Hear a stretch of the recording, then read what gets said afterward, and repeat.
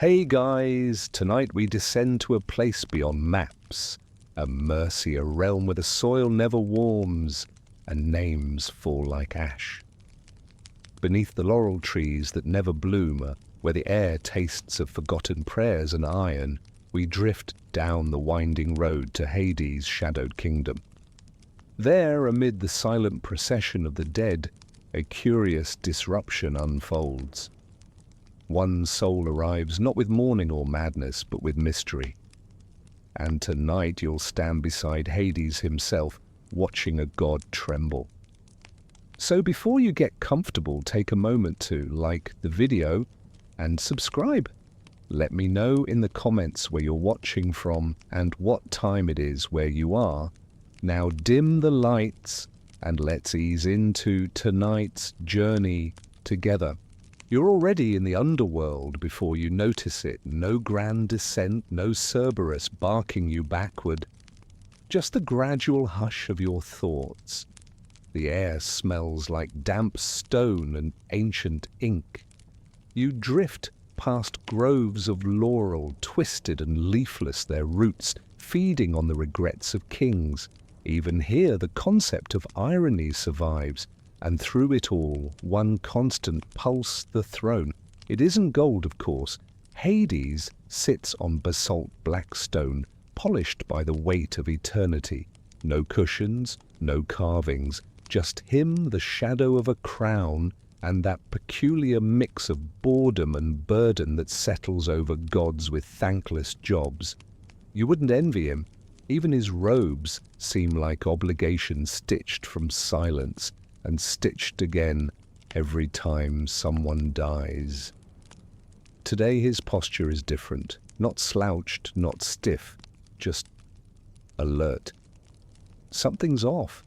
A soul arrived this morning. They come by the thousands every hour. Most wail, some beg, a few don't even realize they're dead. But this one... She stood upright, unblinking, and worst of all, quiet. You watch Hades tilt his head toward her presence like a dog scenting thunder. She's alone near the banks of Lethe, but she hasn't drunk. Her face doesn't flicker with pain or peace or confusion. Just clarity. Dangerous stuff clarity. Persephone isn't here, not yet. Spring still holds her hostage on the surface, which leaves Hades to rule solo, which he hates, because without her, his empathy gets rusty. Or maybe that's just what he tells himself. Anyway, he called the judges, 3 ancient kings reborn as cosmic accountants. Rhadamanthus with his eternal frown, Aeacus with that ridiculous staff, and Minos still somehow smug, even in death. They spent hours in debate this morning. You'd think they were dividing up Sparta again, but the records are blank. No name, no birthplace, no crime. The soul simply appeared.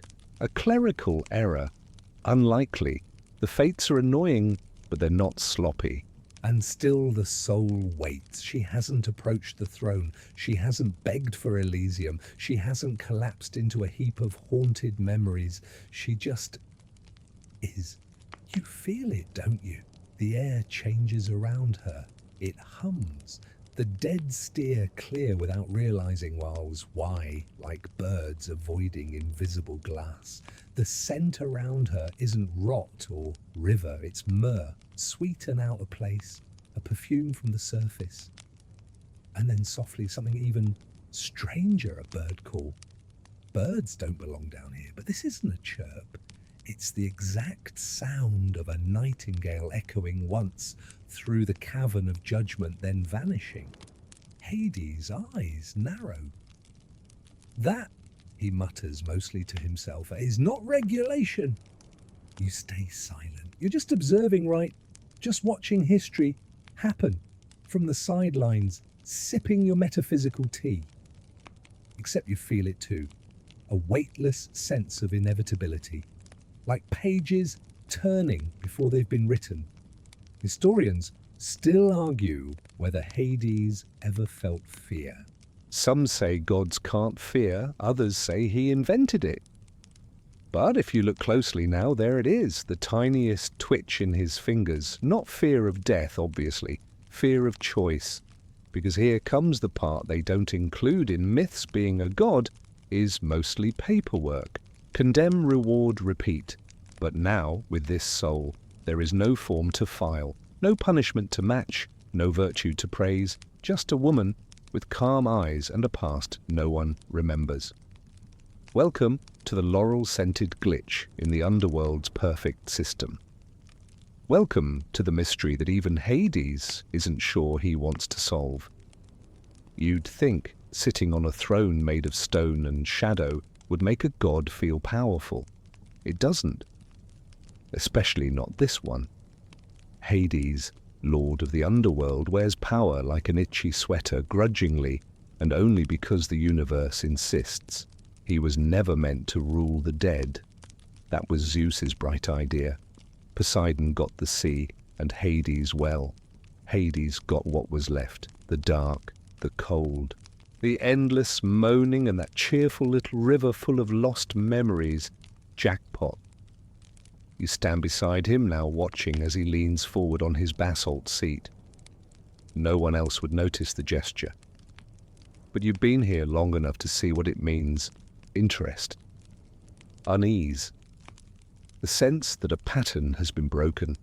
Bring her closer, he says, his voice deep enough to rattle the stalactites. She doesn't move. He blinks. Interesting. You'd expect rage gods don't love being ignored. But instead he rises slowly, deliberately. His robes trail behind him like fog. Every step makes the ground whimper. It's not for show, it's the way the underworld responds to its master's mood. And right now that mood is complicated. The judges trail behind him like nervous interns. Rhadamanthus mutters about procedural breach. Iacchus swears this has happened once before, maybe. Minos just shrugs and looks bored, which is peak Minos behavior. You tag along too. Because what else is there to do? And let's be honest, you're dying. Sorry to know what makes this soul so different. The closer you get, the more uncanny it becomes. She's still glowing, not bright, not angelic, just warm, like there's a hearth fire hidden somewhere inside her. The light doesn't illuminate the space around her, it protects it. A private radius of peace. Hades halts just before that circle of glow. He doesn't speak. He simply watches. And finally she looks up. Her eyes aren't pleading, or angry, or even curious. They're calm, focused, like she expected this, like she knew he would come. Name, he says. She says nothing. Origin, he asks. Still nothing. He doesn't raise his voice, doesn't demand. He just studies her quiet as dusk. You glance at the scrolls the judges carry. Blank. Not even a placeholder line. No birth date, no lineage. She isn't even filed under exception. She's not in the system. Not above it either. And that's when the whisper hits. A voice, not hers, not his, slips through the space like a breeze through iron bars. You don't hear it with your ears exactly, and you feel it behind your ribs. She was never meant to die. Charming. Even Hades flinches just slightly, a flicker across his brow.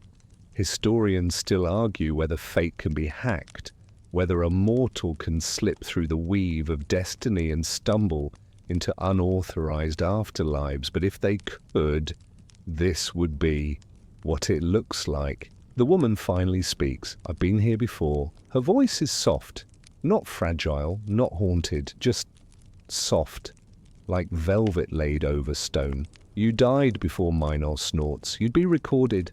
She shakes her head. No, not me. Just here.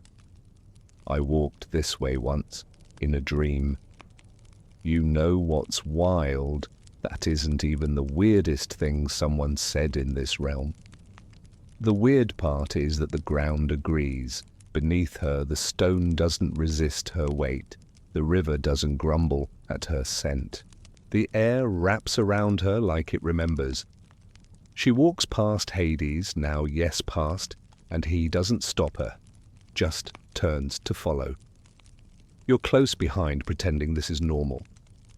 She leads the entire retinue to the Hall of Echoes, a space not usually used for new arrivals. It's where past verdicts whisper forever into the marble. Every soul who has ever begged, lied, confessed, screamed, it's all recorded here. Like divine CCTV, she steps inside and suddenly the walls go quiet. Let that sink in. Thousands of voices etched in eternity go mute the moment she enters. No soul has ever done that. Not Orpheus, not even Persephone. She turns to Hades. Why am I here? Oh, bold, he hesitates. You've never seen Hades hesitate, but then again you've also never seen anyone silence a room designed to be unsilenceable.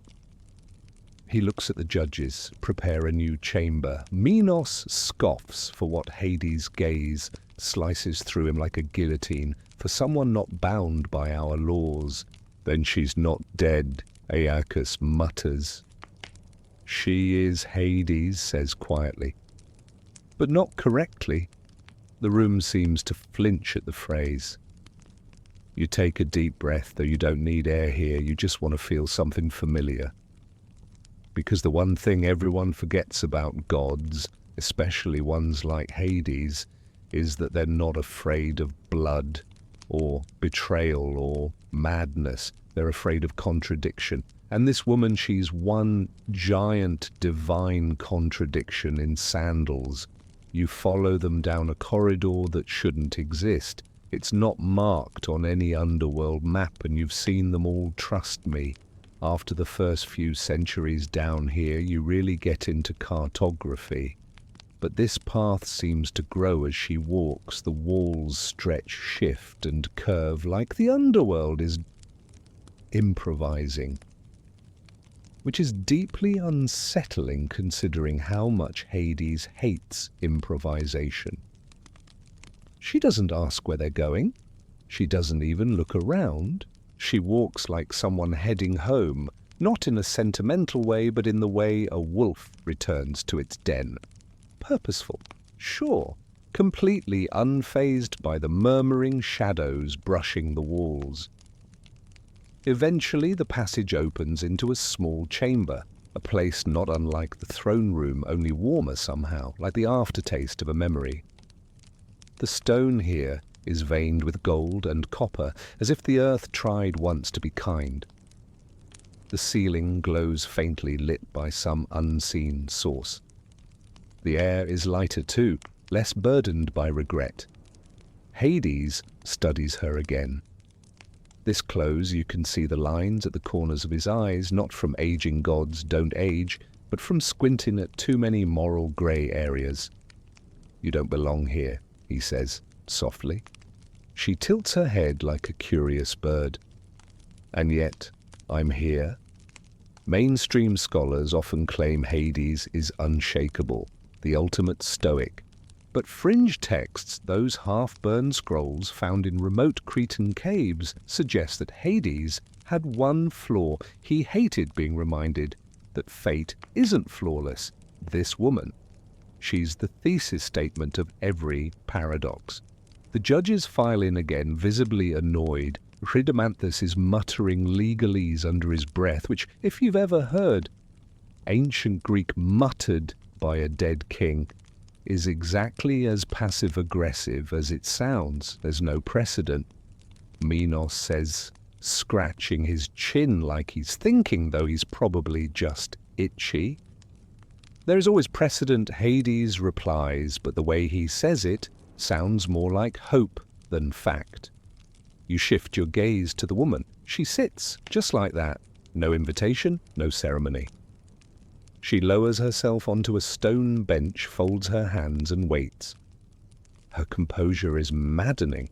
The underworld thrives on guilt, panic, denial, but she emits none of it, not even defiance, just presence. Finally, she speaks, I was condemned once, she says, voice barely above a breath, but not by death. That gets everyone's attention. I was tried, judged, and punished.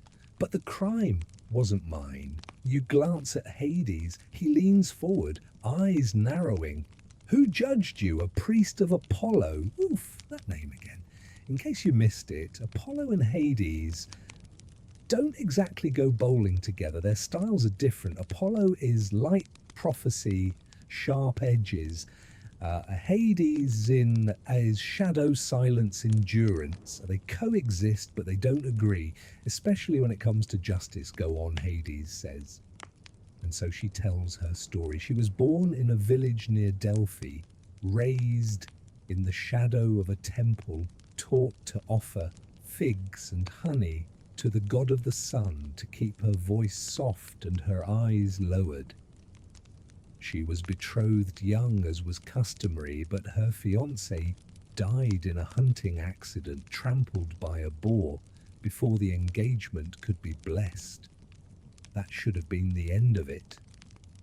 But then someone whispered, "Isn't it strange she didn't cry? Isn't it suspicious she's still unmarried? Isn't it unnatural how the birds follow her? Because in ancient Greece, nothing terrifies a society more than a woman who isn't dependent on anyone." Historians still argue whether the trial actually happened. Some believe it was a ritual humiliation cloaked as justice. Others think it was real but exaggerated by oral tradition. But she remembers it vividly. The stone courtyard, the laurel branches soaked in wine, the priest's voice trembling with fury, the charge, witchcraft. Of course, the punishment, isolation. No temple, no village, no human contact until the gods declared her pure. But the gods didn't answer. For 12 years she lived in the woods. Not quite a hermit, more like a myth with a pulse. Children were told not to follow the nightingales because she might be near. Offerings were left in secret. A wreath here, a lock of hair there. And then, one day, she simply died. No illness. no wound, just sleep. She pauses now, hands still folded. I thought this would be louder, she murmurs. Hades doesn't speak. You wouldn't either, because deep down you can tell she wasn't supposed to end like this. The system hiccuped. Somewhere between Apollo's paranoia and fate's indifference, she slipped through the weave. And now she's here, unlabeled, unsorted, uncondemnable. The silence stretches again. Perhaps she's a shade of Persephone Acus offers. Hades scoffs. Persephone's shades don't shimmer. Then what is she? The lord of the underworld looks at her, then past her, into the dark corridor that still pulses with her presence. I don't know, he says. But she doesn't belong in Tartarus. And that is the most unsettling thing of all, because when Hades starts questioning the placement of souls, the entire afterlife grid begins to wobble, and when that happens, well, let's just say the nightingales aren't the only ones who start singing. The judges leave the room, arguing in a tight, furious whisper. You hear snippets, dangerous precedent, divine overreach. You can't just create categories. Minos mutters something about Apollo's wrath, which frankly feels a little rich, coming from a guy who sentenced people to labyrinths. Hades doesn't follow them. He remains beside her, arms crossed, gaze steady. Do you remember your name? He asks. She nods slowly. Yes, will you give it to me? A pause, then a whisper. Calliope. Oh, well, that's awkward. Because Calliope was the name of a muse, technically the muse of epic poetry, but this woman is no divine daughter of Mnemosyne. Or, at least, she shouldn't be. Still, it sends a ripple through the chamber. Words carry power here. Speak the wrong syllable and walls tremble. She smiles faintly. It wasn't my name in life, she admits, but it's the one I earned. Gods rarely get flustered. They've heard everything. Betrayal, sacrifice, sons turned into dolphins.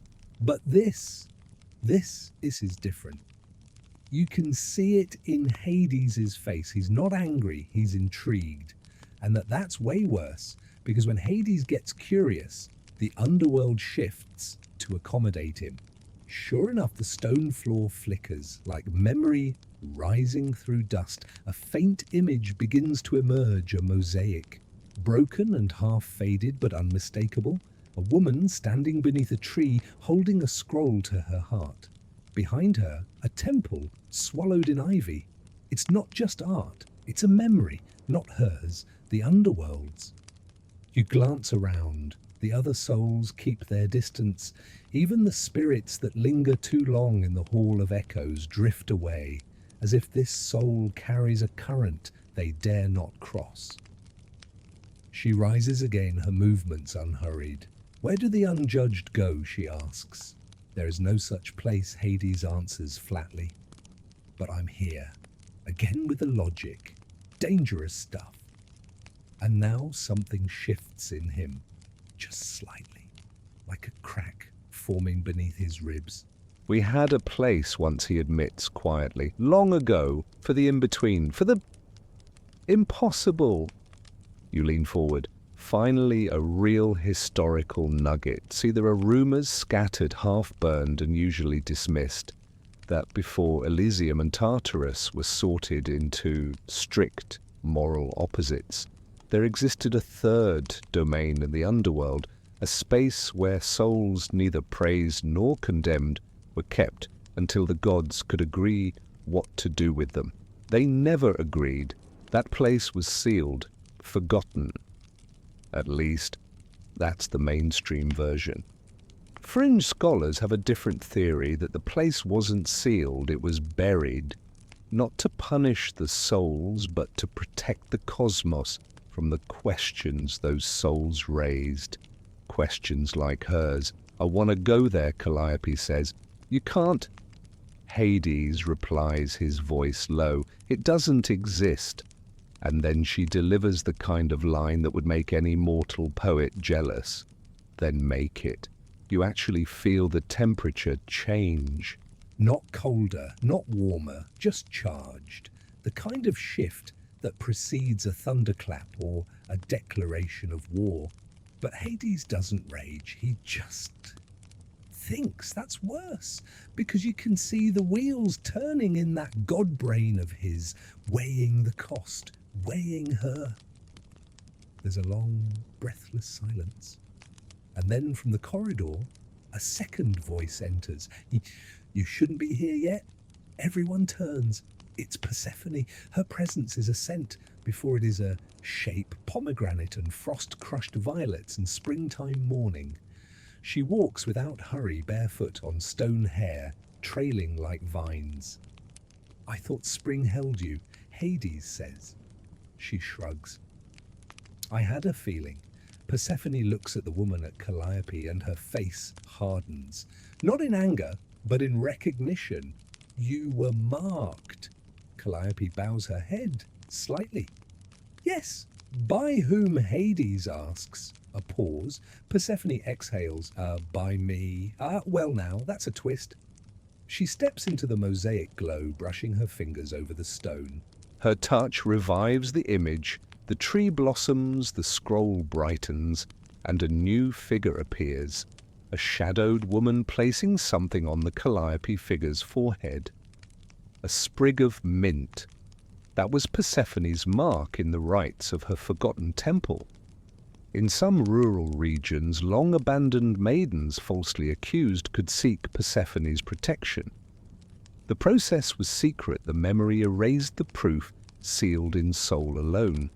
It was controversial, it was quiet, and it was all but erased by the rise of male-dominated priesthoods in the later classical age. But here it is, unburied, alive. I thought she would never arrive, Persephone says softly. Hades turns to his queen. What do we do? And Persephone, goddess of the split seasons, smiles faintly. We build the chamber again. You don't know what's more unnerving, that they agree or that they're about to rewrite part of the afterlife. Calliope, if that is her name, sits again, eyes closed, and you feel it. A new space beginning to take root in the underworld, not of punishment, not of reward, but of pause.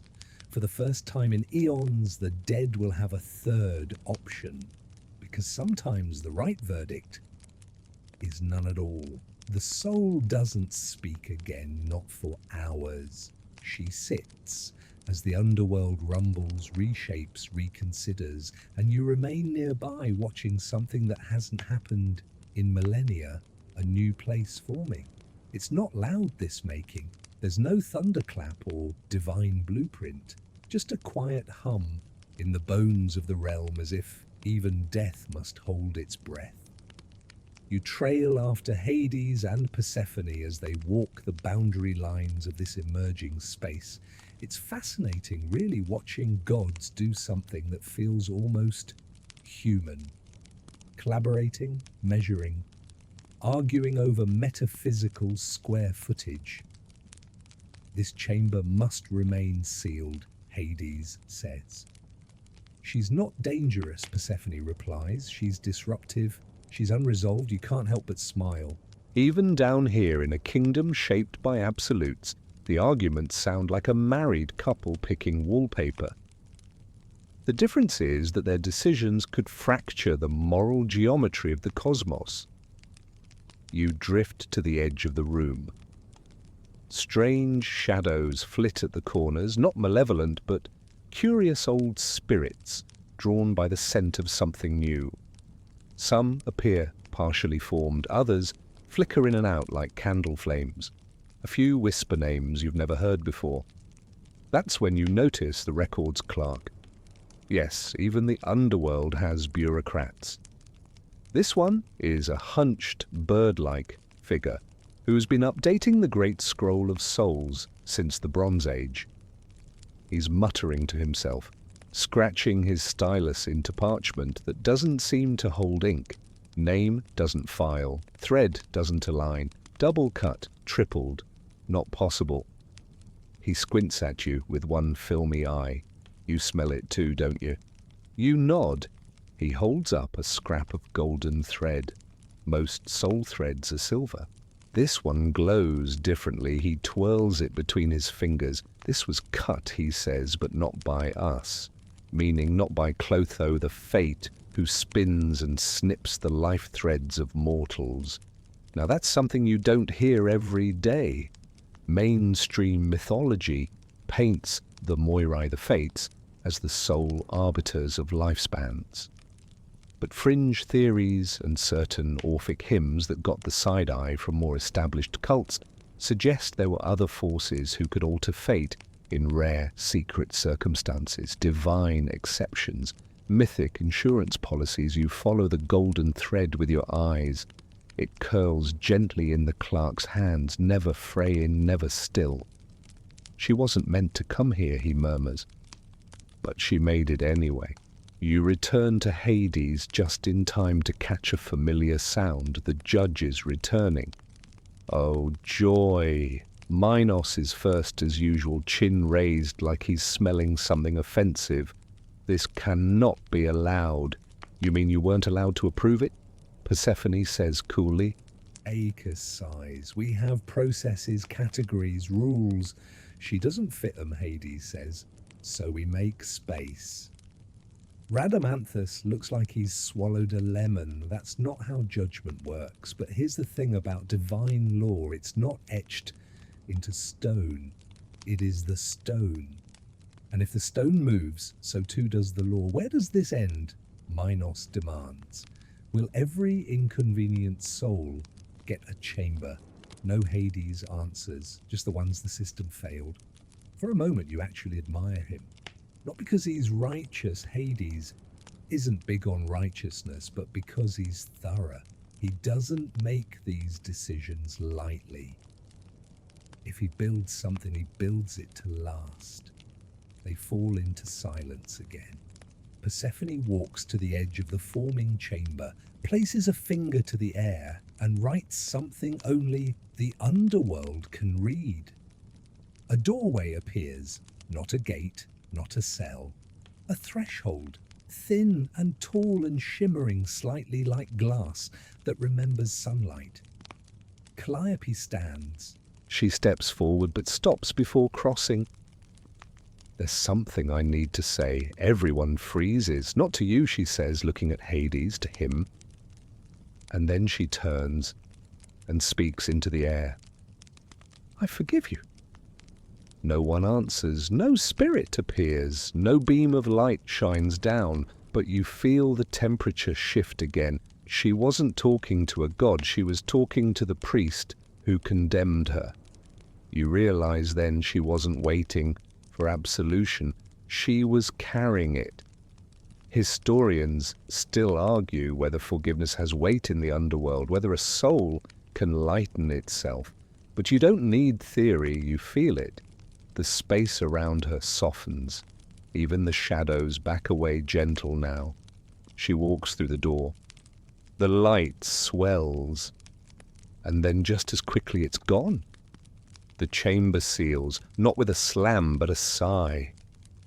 Persephone turns to Hades. There, she says, now we wait. For what he asks. For the next one. Because now that the chamber exists, it won't stay empty. Somewhere above or below, another soul is making its way toward judgment. And the world just got one more option for the ones who fall through the cracks. You wander the edges of the sealed chamber long after the others are gone. It doesn't look like much, just a patch of stone smooth as a still lake. No inscriptions, no locks, no glowing glyphs or epic Latin warning signs. But beneath it, a space that didn't exist yesterday. A room for the unsorted, the unpunished, the unpraised. A room for souls like Calliope. You half expect the underworld to snap back to normal the way a surface wound closes fast, but it doesn't. The very air feels different now, less mechanical, less certain, like reality has added a footnote, or maybe a loophole. Hades doesn't return to his throne, not yet. Instead, you find him seated on the lip of the Styx, tossing pebbles into the black water like a teenager skipping stones, which is about the closest thing to an emotional meltdown you'll ever see from him. He doesn't speak at first, just tosses another stone. Do you think she was real? He asks eventually. You blink. Wasn't she standing right here? I've ruled long enough to know that's not the same thing. Fair point. He leans back on his elbows, staring at the thick fog hanging over the water. Some souls get built from stories, he says. One legend here, a dream there. Add enough belief and boom, soul. That's the thing about ancient death mythology. Identity isn't always linear. Some souls arrive with biographies. Others drift in on rumor. There's an entire isle of the underworld devoted to people who died in battle, but never actually lived. But Calliope. She had weight, texture, even Persephone remembered her. So unless the underworld just pulled off its greatest improv act since the Orphic hymns were written, yeah, she was real. You ask Hades what happens next. He snorts. Now we get visited. By what you'll see, he says, they always come when I break a rule. Sure enough, a few moments later you hear its soft footsteps echoing unnaturally across the stone. Not many dare walk the path uninvited, but these figures don't wait for permission. They wear dark robes, hooded faceless. Each one carries a scroll that unrolls as they walk, endless and unreadable. You've seen them once before in the distance, during a brief, bureaucratic hiccup involving a war hero who'd been declared dead twice and refused to leave the Asphodel Meadows, the Anemoi Kidoimoi. winds of violent death. But these are the clerical ones. They circle the chamber slowly, whispering in a language that isn't quite Greek, but close enough to feel wrong. One touches the sealed threshold, another traces an invisible symbol in the air which immediately fades. Then they stop in front of Hades. They don't bow, but they do wait. "You want to file an objection?" Hades asks, amused. The one at the center lifts its scroll higher. From it drops a single golden feather. Hades catches it before it lands. "This again," he mutters. He turns to you. They still think Ma'at handles soul balance. You stifle a laugh. In case you've forgotten, Ma'at is the Egyptian goddess of truth and cosmic order. Great gal, but not on the Greek payroll. There's a running debate among scholars about how much cross-pantheon influence the gods allow. Some say Hermes used to moonlight for the Norse under a different name. Others insist that the underworlds are all networked together like a mythological subway system. Honestly, you're starting to believe the latter. The feather begins to glow. Hades sighs and tosses it into the Styx. It hisses as it sinks, vanishing without a trace. The robed figures do not flinch. They simply vanish one by one like pages turning back into a book. See, Hades mutters. They always check. You glance back toward the chamber. Will she stay there? No, he says, rising. That place isn't meant for staying. He dusts off his robes. It's for dissolving. Wait, what? He nods. You don't age down here. You don't decay. But if you're not judged, if you're not anchored, you start to unmake. That's alarming. Don't worry, he adds with a grin. It's painless. Oh, well, that makes it fine then. You mean she'll fade, you ask? No, not exactly. He pauses. She'll blend into memory, into myth, into the way someone smells lavender and suddenly feels like singing. Ah, so not death, not life, something in between, poetic and deeply unsettling. You look up. A soul drifts near, cautious. Not her. A different one. You recognize the signs, the same glow, the same quiet confusion. The chamber calls again. And for the first time since the Bronze Age, the underworld has an answer. This new soul doesn't glow as brightly as Calliope did. But there's something about him, something you can't quite name. He moves slowly like someone accustomed to pain, but no longer afraid of it. His form wavers now and then as though the underworld isn't entirely convinced he exists. Yet he keeps walking step by step toward the sealed chamber. Hades notices him too. You see the slightest tilt of his head like a teacher recognizing a student from a lifetime ago. Another, he murmurs.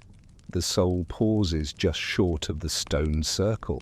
Doesn't speak, doesn't weep, just waits. Hades doesn't need to consult the scrolls. No judge appears, no bureaucracy unfurls. The rules are different now. You feel Persephone return before you see her. Her presence comes with the scent of crushed mint and burnt offerings.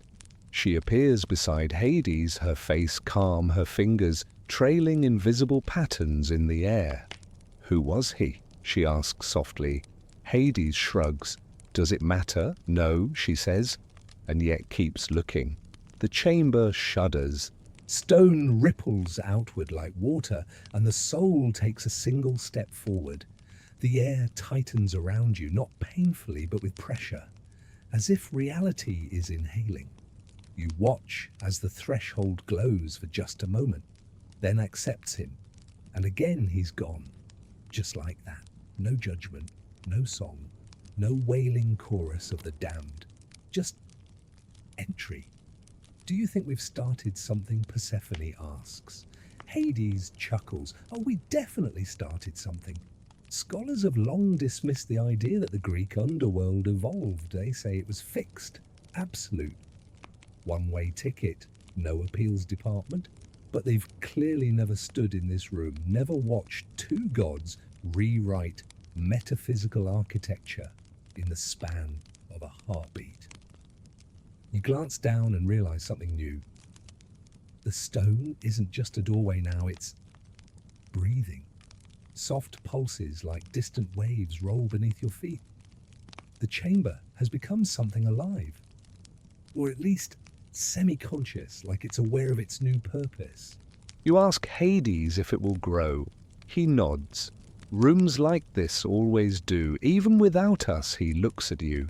Especially without us, because gods can only make the space. The stories, the souls fill it. Later, back in the throne room, Rhadamanthus is having what can only be described as a cosmic tantrum. The scrolls no longer balance. The weights don't calibrate. Whole columns of judgment have gone missing. Do you have any idea? He huffs what this will do to the audit. Hades just yawns. Persephone smiles politely. Minos, for once, stays quiet. And Aeacus mutters something about early retirement. It's a mess, a beautiful, elegant mess. And it spreads, because once a chamber like this exists, it's not content to stay still. Memories begin tugging at their tethers. Old injustices twitch like limbs regaining circulation. Forgotten deaths grow impatient. You hear whispers now in the meadows of Asphodel. Souls murmuring names that weren't supposed to echo anymore. A woman once drowned by accident now remembers the hand that pushed her. A soldier branded a coward starts recalling the battle he didn't run from. Historians still argue whether these ripple effects were intentional, whether Hades knew what he was doing.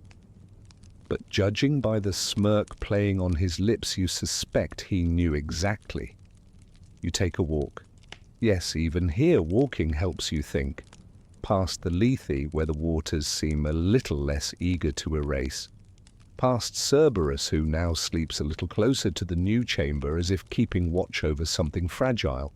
And finally, to the fields of punishment, where to your shock one of the pillars stands, empty, its chains broken, the agony it once radiated, gone. Hades appears beside you. Let one out, you ask. No, he replies, one unbound himself. You raise an eyebrow. Was it wrong? Hades shrugs. Was it right? There it is again. That divine ambivalence. That shrug of someone who's seen a million years of black and white and is slowly learning to appreciate grey. You return to the Hall of Echoes. The voices that once screamed are quieter now. More questions than confessions. Some even sound like prayers, but not the kind sent upward, the kind sent inward, to themselves, to memory, to possibility, and above it all the faintest sound, a nightingale somewhere in the dark, still singing, still free. You find yourself wandering past the river Lethe again, where souls line up with docile eyes waiting for the sweet amnesia of its waters. Most of them step forward willingly, mouths open like hatchlings, eager to let go of the burdens they carried in life, regret, shame, loss. Memory, after all, can be the heaviest chain, but not today. Today something strange happens. One soul, an old man with a fisherman's shoulders and a half-mended cloak, approaches the river, bends to drink and pauses, just pauses. That's not supposed to happen. You watch as he lifts a hand to his face, touches the corner of his mouth and frowns. He doesn't speak. He doesn't panic. He just straightens up as though remembering something he'd been told he should forget. Then he steps away from the river. The other souls part like mist. You glance toward the judge's perch, half expecting a thunderbolt or some divine, "Hey, get back in line!" But no one reacts, no bells ring. No Erinyes come shrieking out of the shadows to drag him back. He walks to the edge of the cavern and sits silently.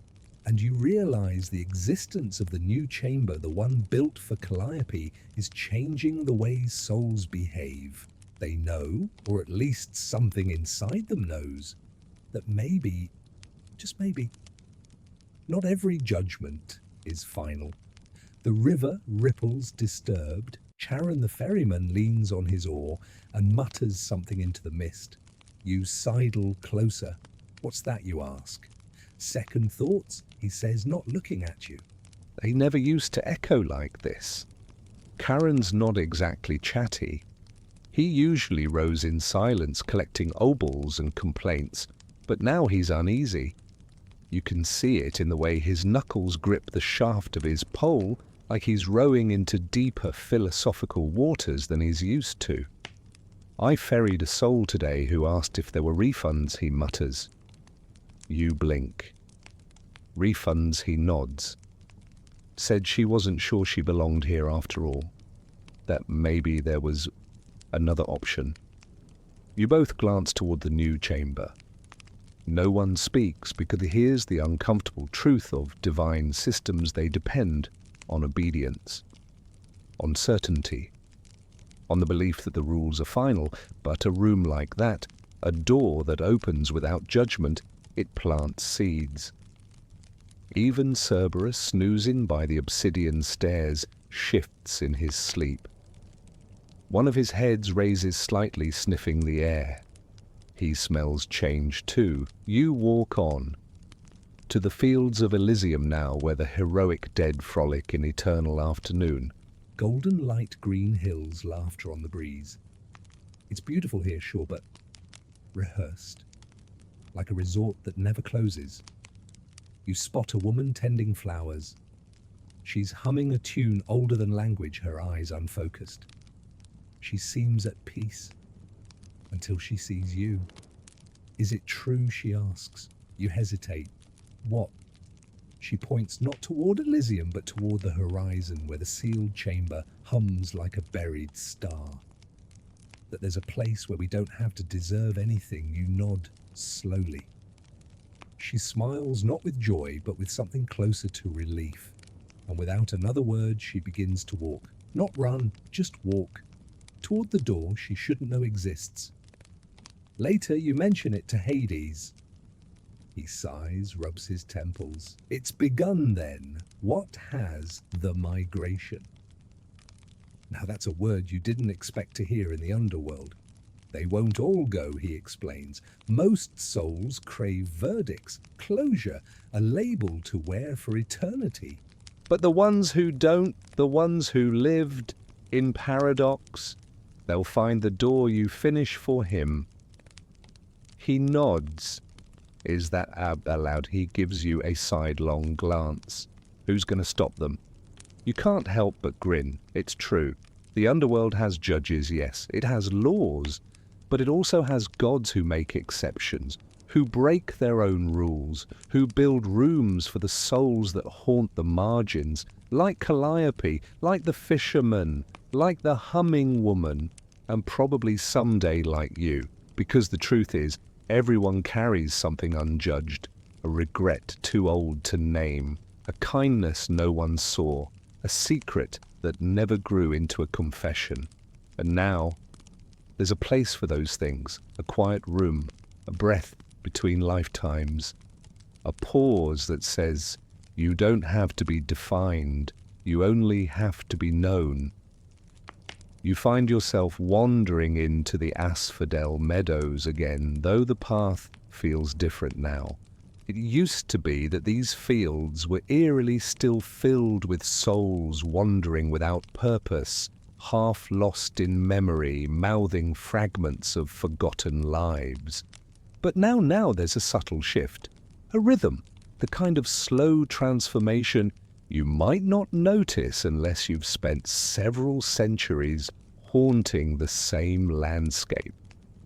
Some of the souls are sitting in circles, talking, sharing pieces of their stories instead of just drifting in isolation.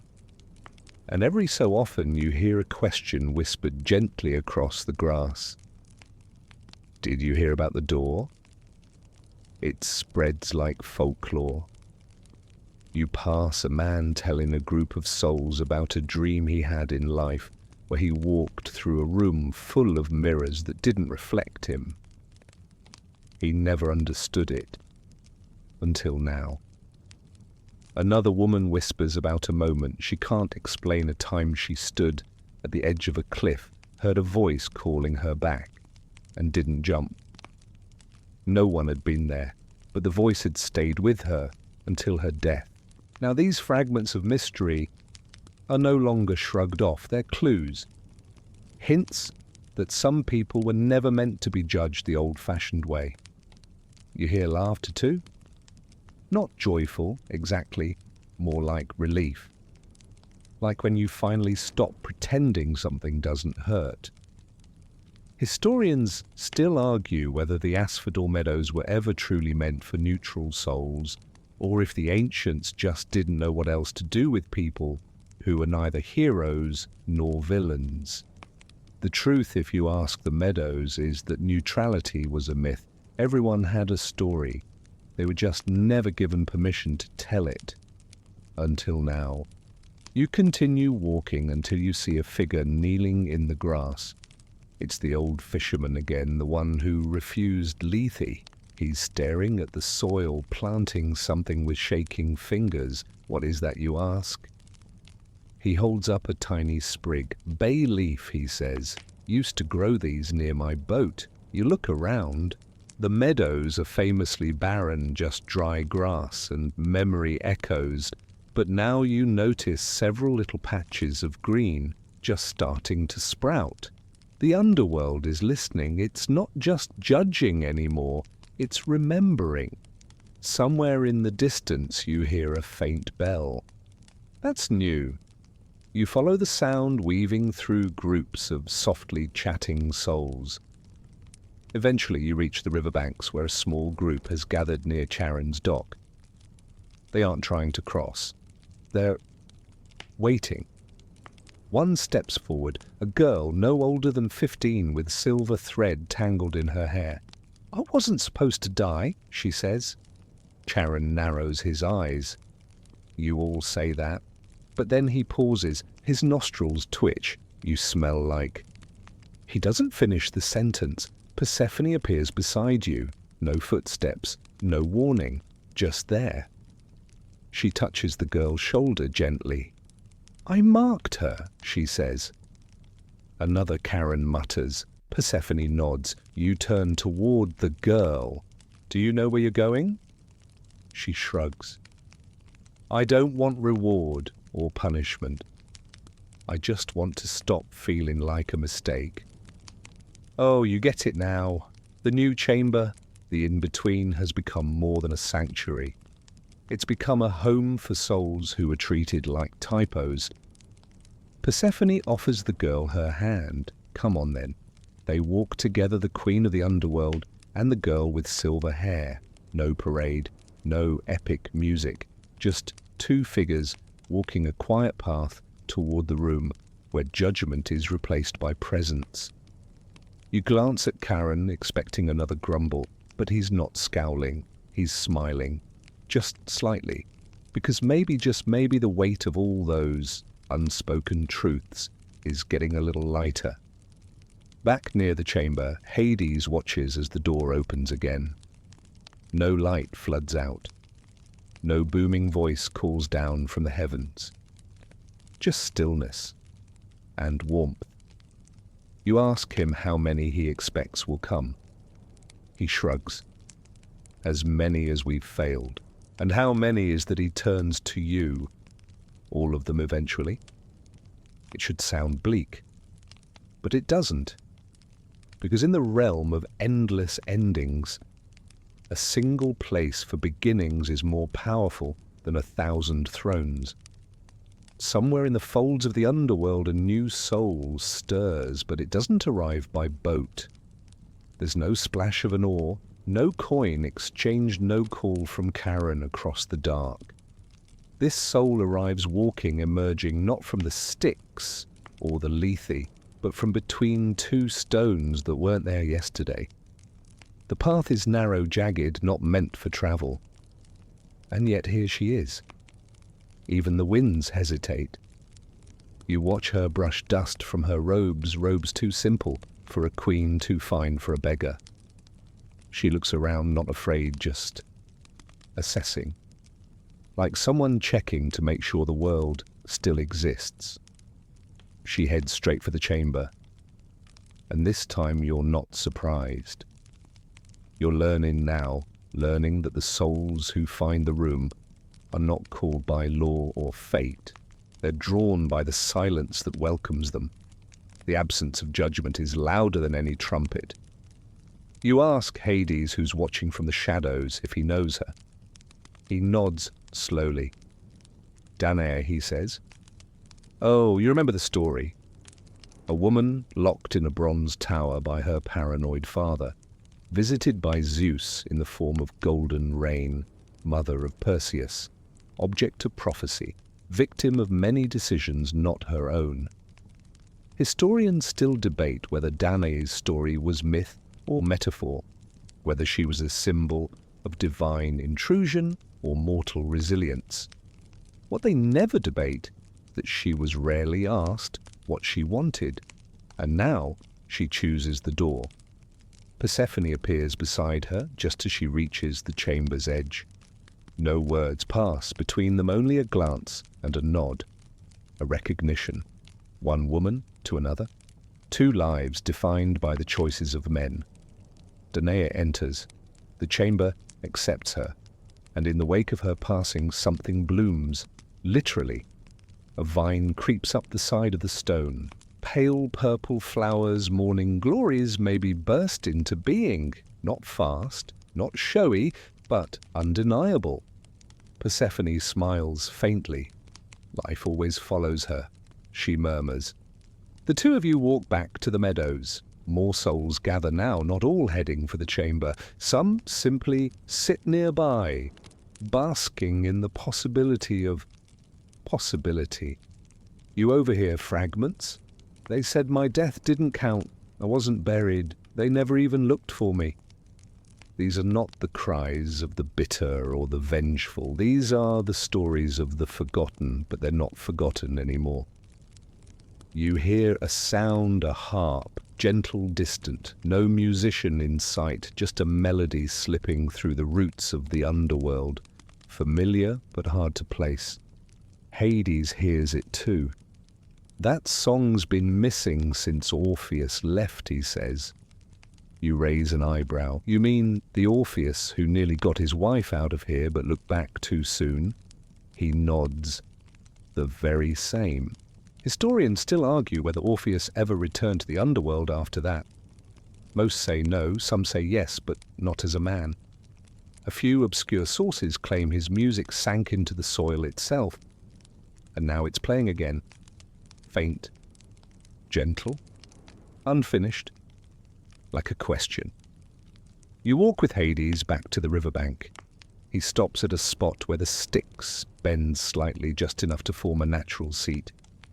He sits and stares out across the black water. I used to believe everything had a place, he says quietly. You nod, but some souls, he continues, are their own place. He tosses a pebble into the river. It sinks with a sound that feels heavier than it should. You ask him if he regrets opening the door. He shakes his head. No.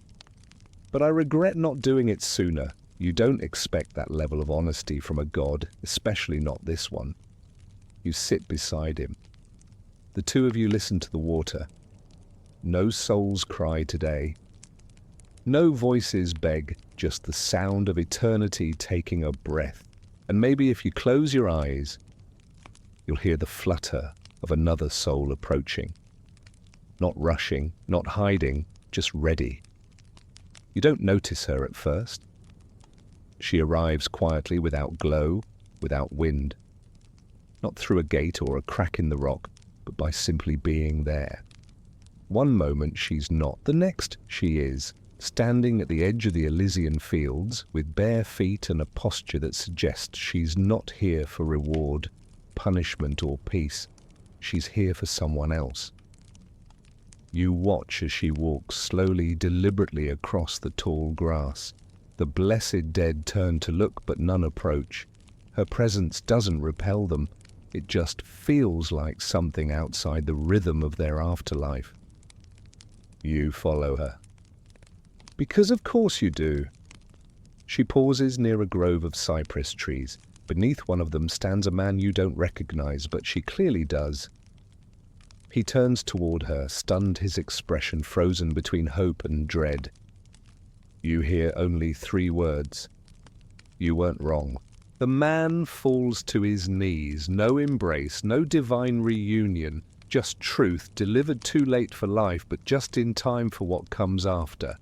Persephone appears beside you again. She does that now, materializes like a thought you didn't know you were having.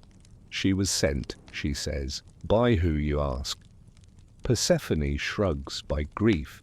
That tracks. There are stories, barely footnotes in Myth of Souls, who return not for justice or vengeance, but to unburden someone else, to say what was never said, to end the cycle of guilt.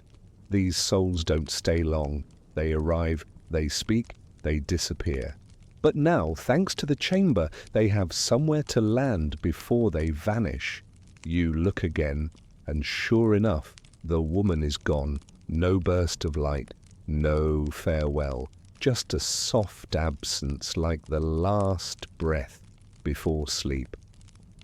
You turn to Persephone. How many more like her do you think there are?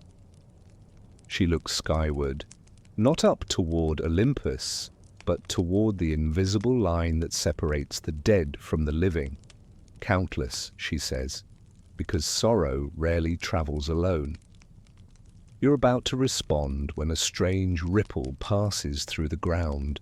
Not violent, not threatening, just different. Hades appears, brow furrowed. You felt that he asks. You nod. What was it? He doesn't answer immediately. Instead, he kneels, presses his hand to the stone, closes his eyes, then he sighs. Someone's trying to hide a soul. That's new. There are many terrible things done in the mortal world. Crimes, betrayals, accidents wrapped in silence. But every soul, no matter how secretive its passage, eventually ends up here.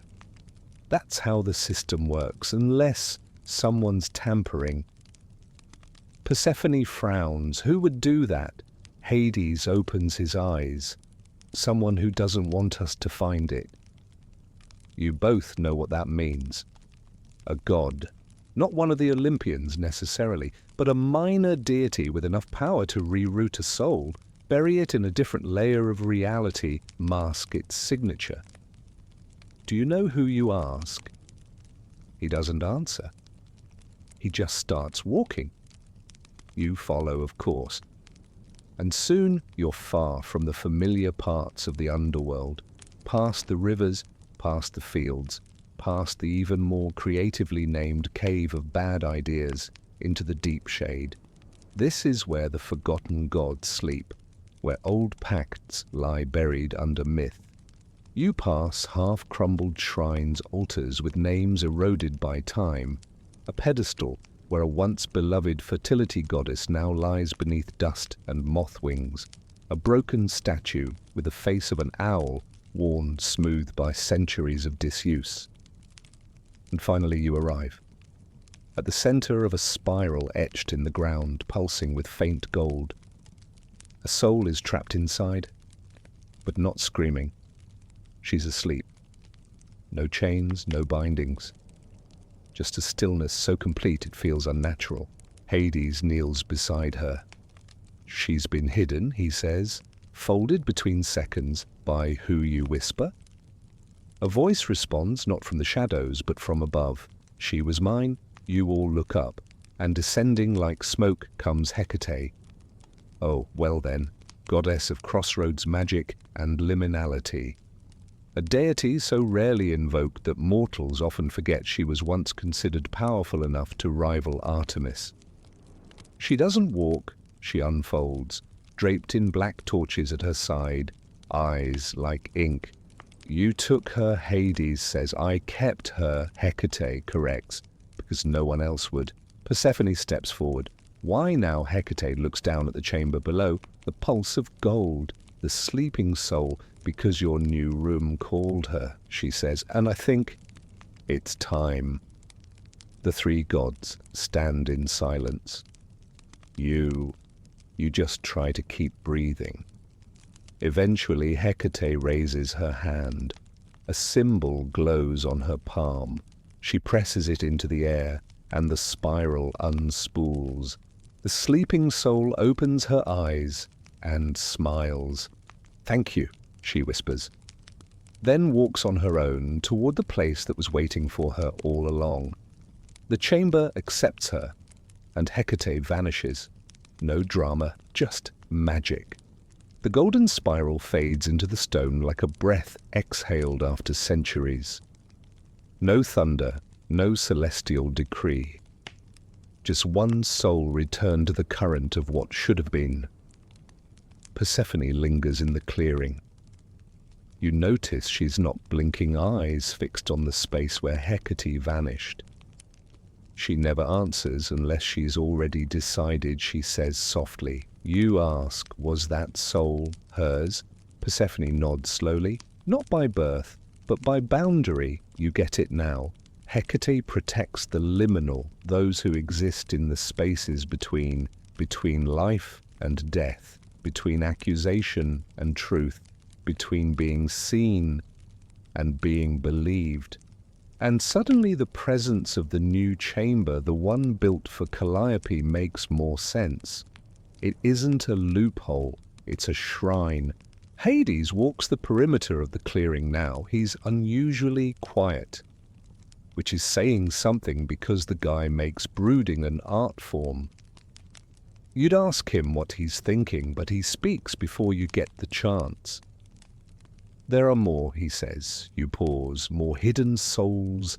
He nods. Souls tucked away, suppressed, rerouted, not by accident, by design. And that's when it hits you. The chamber isn't just a sanctuary for the misjudged.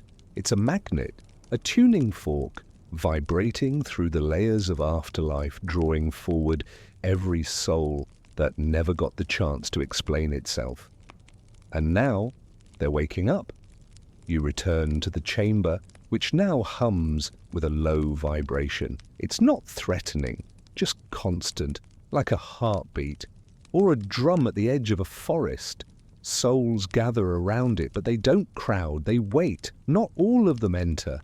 Some just sit close enough to feel the warmth radiating off the stone, but not quite ready to pass through. One soul, an old woman with moss-colored eyes, looks at you and says, "I'm not sure if I deserve to go in." You smile gently. "I don't think that's the point." And it's not. Because something unexpected is happening now. Souls are returning from the chamber. Not a flood, just one or two, transformed not into gods or spectres, but into guides. You watch one such figure, a tall boy, maybe 15, with a lopsided grin and ink stains on his fingertips, walk up to a huddled group of confused spirits. He kneels, says, "Tell me your story," and they do, and when they're done, he nods, then gently leads one toward the chamber, not by force, by listening. You glance toward Hades. "That was your idea," you ask. He shakes his head. "No, that's her doing." He gestures to the first soul, Calliope.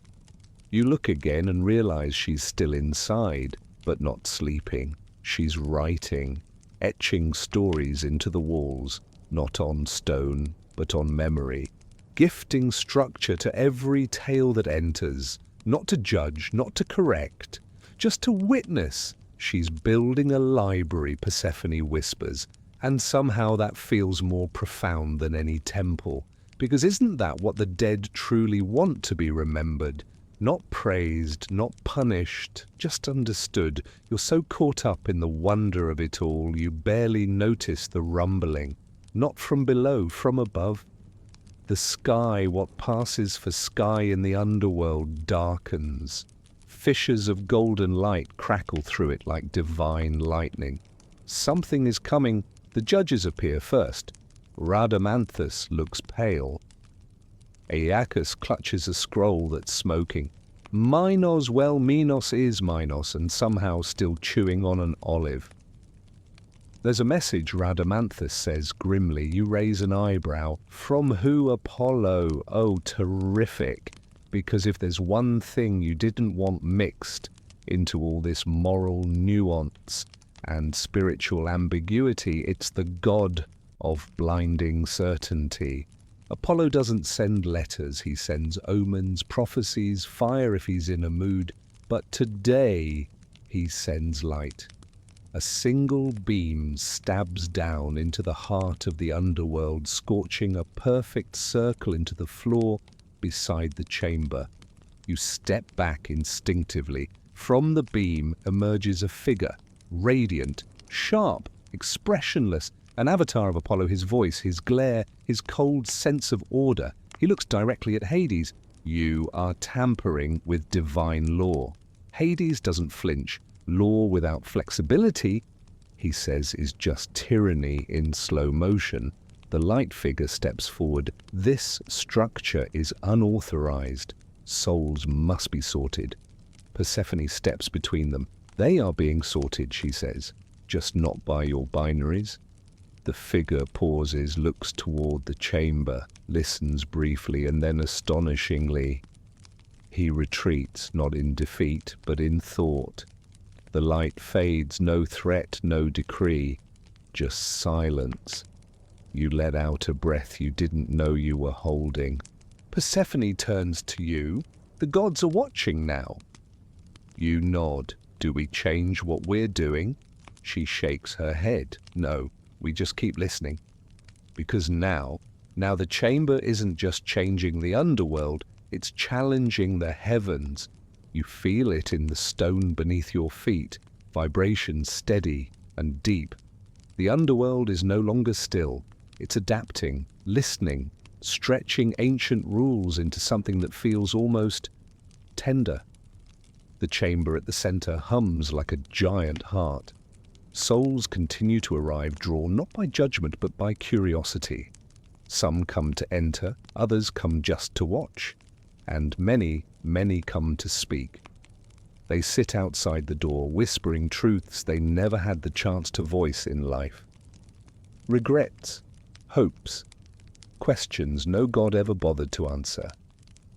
You hear one soul say, they told me I was a monster, but they never asked why. Another murmurs, my name was never mine. I died a lie. And still another, barely more than a flicker of light, says I was kind. That was my crime.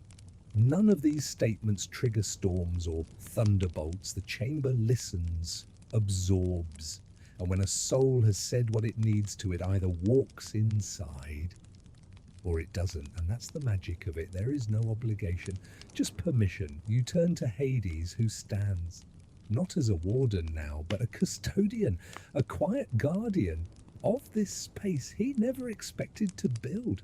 You don't look like a king right now, you say. He chuckles. Good. King's order? I'm learning to witness. Nearby, Persephone kneels with a child who died young. The girl clutches a doll with no eyes. She doesn't cry, just asks questions. Where are the others? Will her name be remembered? Was she real? Persephone answers each one, not with certainty, with honesty. I don't know, she says, but we can make space for what you might have been.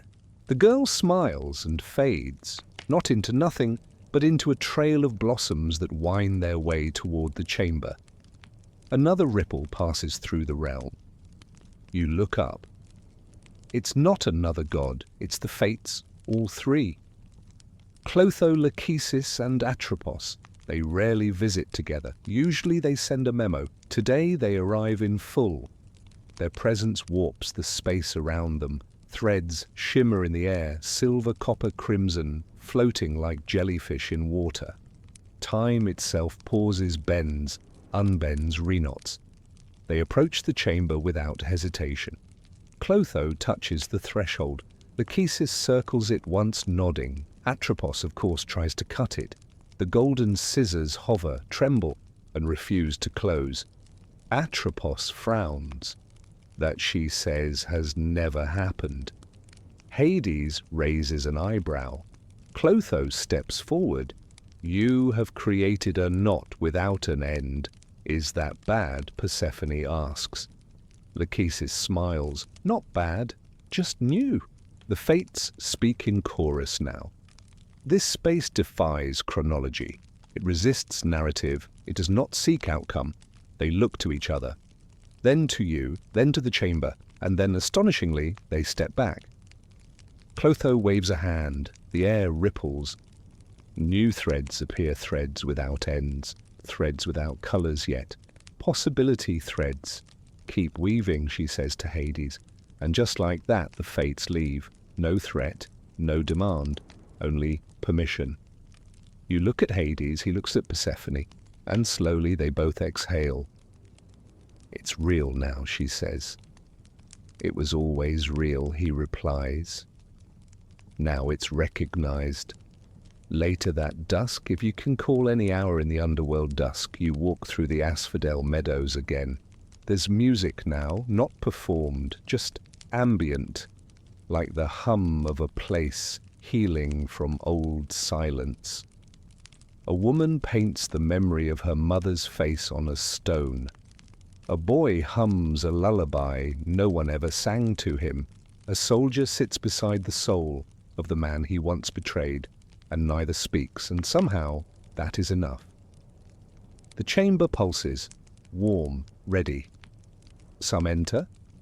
Some just sit nearby, hand in hand with the part of themselves they lost. And somewhere in the highest folds of Olympus the gods grow nervous, because judgment used to be power.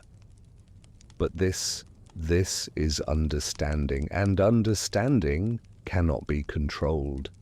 The underworld has begun to whisper, not in secrets, but in invitations. You hear it as you drift through the corridors of shadow soft voices echoing not from mouths, but from the walls themselves. They don't demand, don't beckon, they invite. The chamber has become more than a destination. It is now a presence. A quiet presence, sure, but one that reshapes every hallway it touches.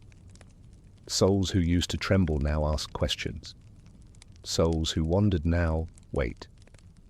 You pass through the corridor of forgotten names, where those who died unrecorded hover like candle smoke.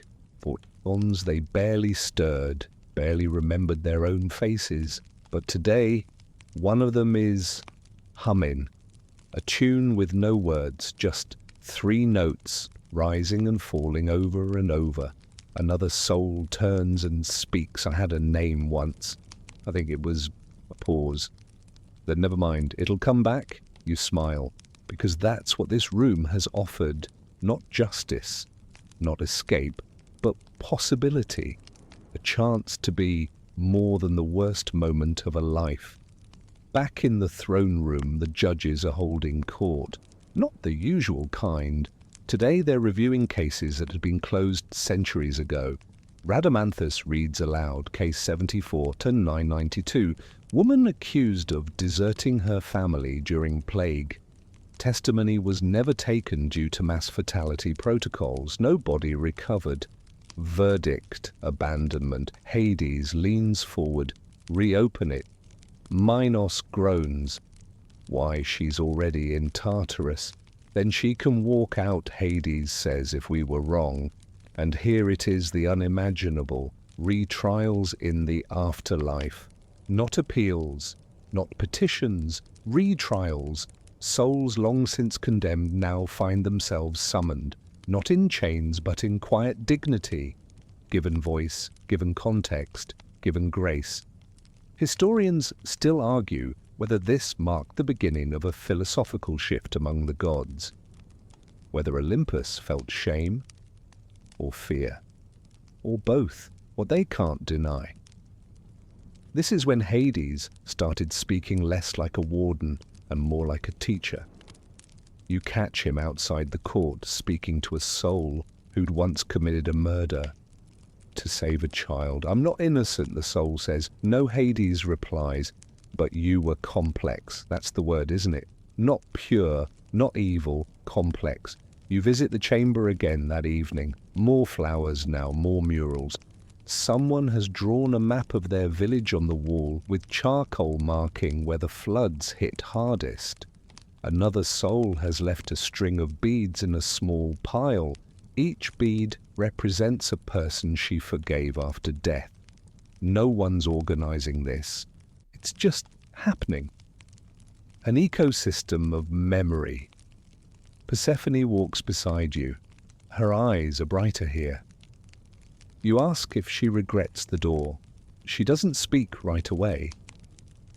Then sometimes when I was trapped in my mother's world, I dreamed of a room where I didn't have to choose spring or shadow.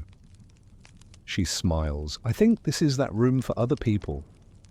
You walk on thinking about all the mortal systems that fail for lack of third options. Life or death, reward or punishment, stay or leave.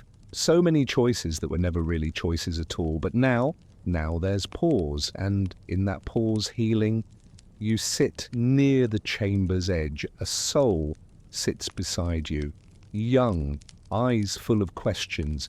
"Do I go in?" he asks. You shrug. "That's up to you. What's inside yourself?" He looks nervous. "And if I hate what I find?"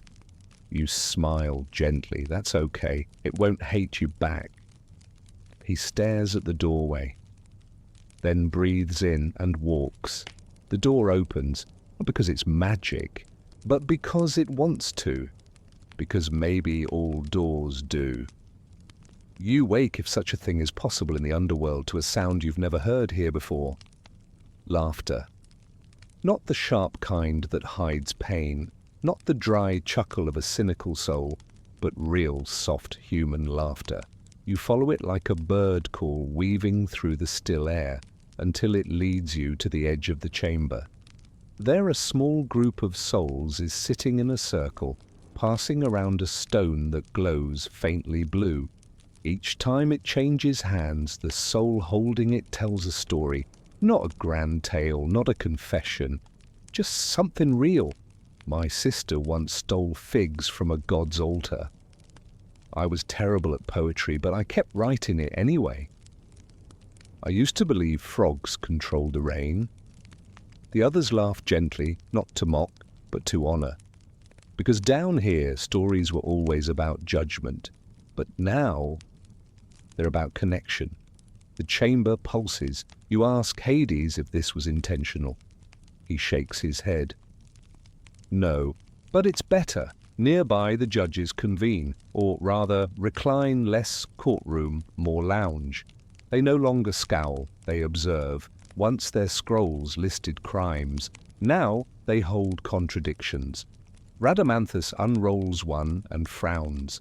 This soul betrayed her village, but also saved a child.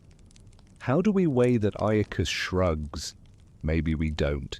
Even Minos, that marble-hearted monarch, mutters, "I once ruled a kingdom that exiled its heroes." You realize something profound. The judges are changing too, not because they were forced, but because they listened. That's the core of it, isn't it? Not verdicts, not power. Witnessing, you wander to the river Lethe. It's quieter now. Fewer souls drink from its waters. Some still do, of course, but now they ask first. Will this erase too much? Can I choose what to forget? The river remarkably seems to respond. It no longer devours, it curates. A soul approaches you, clutching a withered journal. "I don't remember writing this," she says, "but I want to keep it." You smile. "Then you should." She places the journal beside the river, not in it, a quiet offering. And from the chamber, a thread of light reaches out gently, curling around the journal, preserving it. That's new. You follow the light back to its source. Inside the chamber, Calliope is still writing, but now she's not alone. A dozen other souls write with her. Some transcribe, others draw. One appears to be carving music into the stone, yes, literally carving sound. The walls echo faintly with chimes and flute notes. It's not a tomb anymore, it's a record. You ask Persephone what they're building.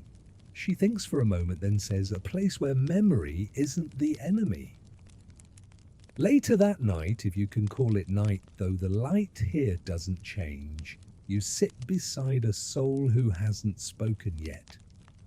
He watches the chamber arms, crossed eyes, wary. I was told I'd be punished, he says, flatly. For what? For not being strong enough. You sit with that, he continues. In life, I couldn't protect anyone. I failed my brother. I failed my daughter. Everyone told me so. Did they know what you were carrying? You ask. He blinks. Does it matter? You gesture to the chamber. That's what it's for. The part of your story that never made it into the judgment. He doesn't move, but he watches. And that's enough for now, because here the pace is different. No one hurries the healing. You walk back toward the Hall of Echoes. It's quieter now, but not silent. The voices no longer scream. They speak, gently, with nuance. Some even ask questions back. You stop before a wall once inscribed with the cries of the condemned. Now it says we were never meant to be sorted like coins. You smile, someone gets it. You pause by the chamber's edge where small offerings now appear daily. Not grand gestures, no marble statues or golden wreaths, just things. Personal things, a lock of hair tied with ribbon, a drawing done in charcoal and smudged with tears, a single sandal. Each one whispers, I was here. Souls don't leave these items for the gods. They leave them for each other. And the chamber remembers. You see it in the way the walls shift just slightly to include a new name in the list no one writes, or to echo a lullaby someone once sang alone in the dark. A kind of living archive built not on truth or fiction, but on felt experience.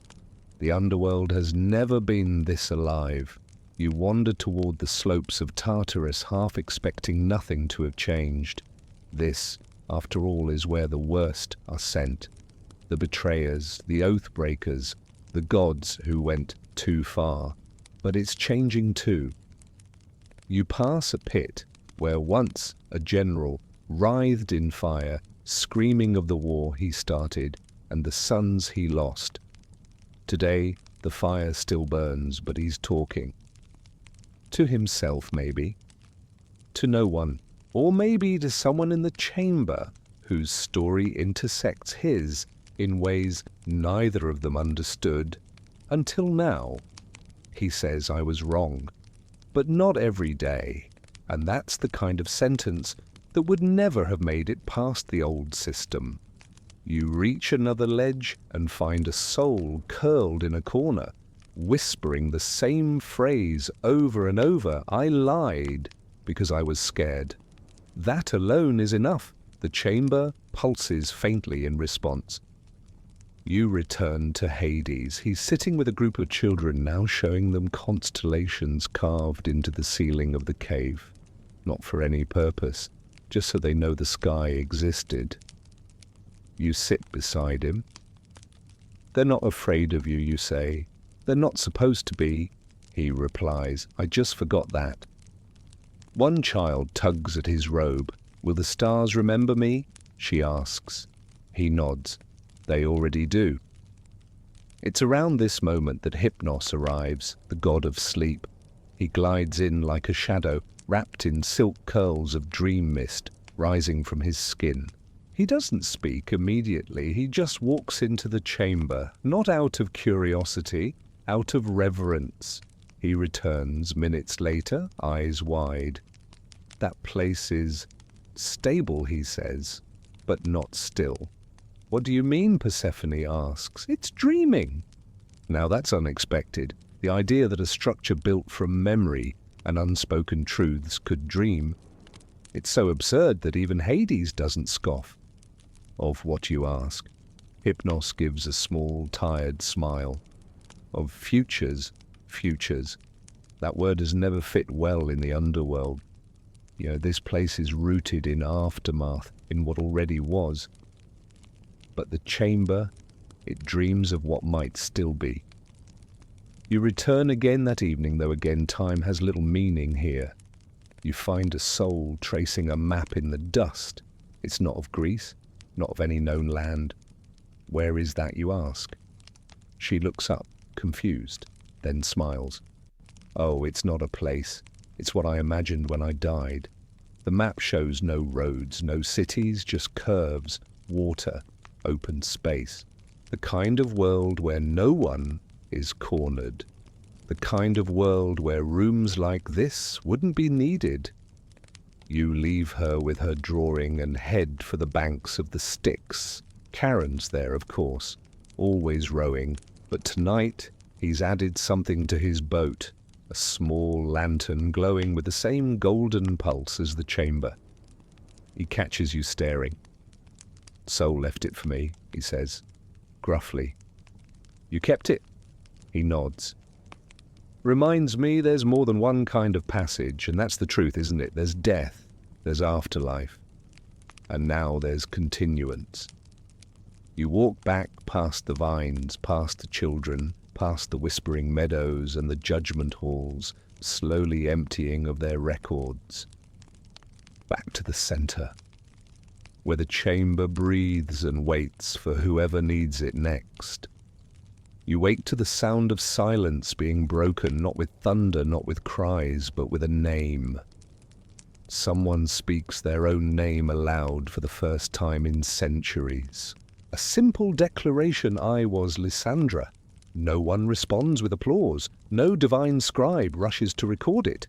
The act is its own miracle, because in the old order of things a soul without record was a soul without identity.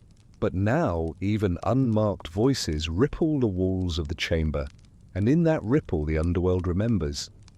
You watch as Lysandra steps into the circle of light at the chamber's threshold, not to enter, just to rest. She places her hand on the stone as if to say, "Here I am, at last." Hades stands a short distance away, arms crossed. She was misfiled, he says quietly. You raise an eyebrow. By whom? He doesn't answer. Because the truth is, mistakes aren't supposed to happen here. And yet, here she is. Persephone arrives holding a handful of seeds. She kneels beside the chamber and presses them into the dirt. Do you expect them to grow, you ask? I hope they do, she replies. Hope. There's a word you never used to hear in this realm.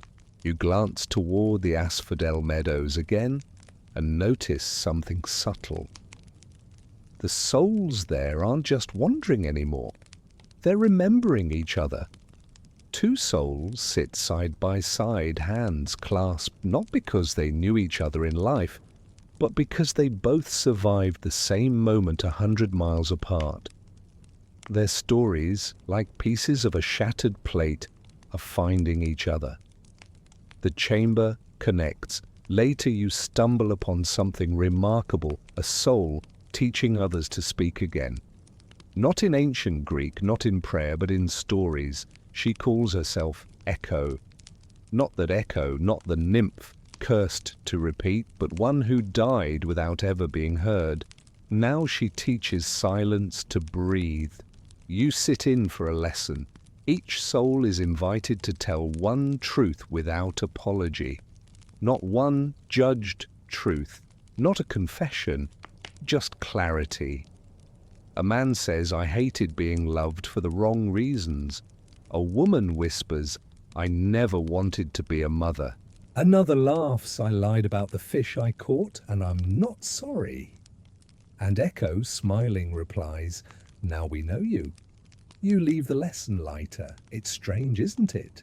How bearing witness can be more powerful than forgiveness." Near the river Acheron, the river of sorrow, you notice it's running clearer. Not sweet exactly, but less murky. You lean down, catch a reflection.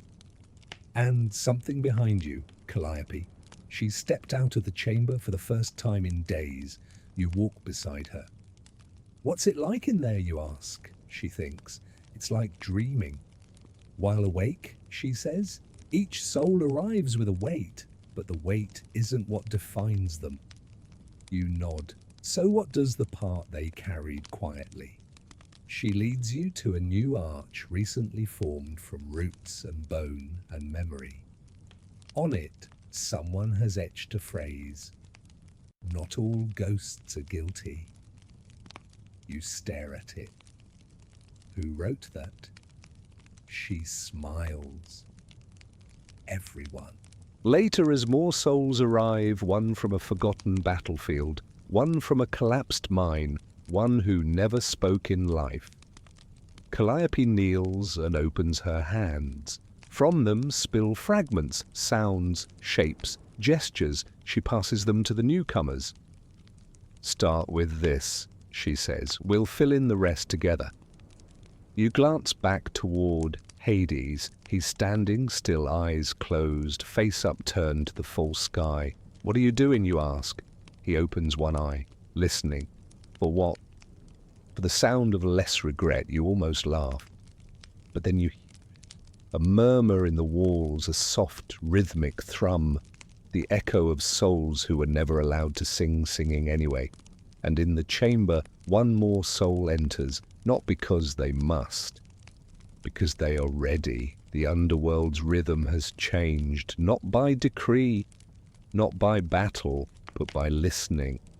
You notice it most in the little thing. The way the river Lethe no longer rushes to erase. The way the breeze, yes, there's a breeze now, carries voices instead of silence.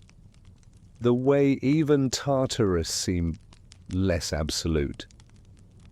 And yet the gods above have not spoken, which is more telling than any oracle, because if Olympus hasn't sent a punishment yet, it means they're watching, waiting, debating whether this unauthorized chamber will fracture fate or strengthen it.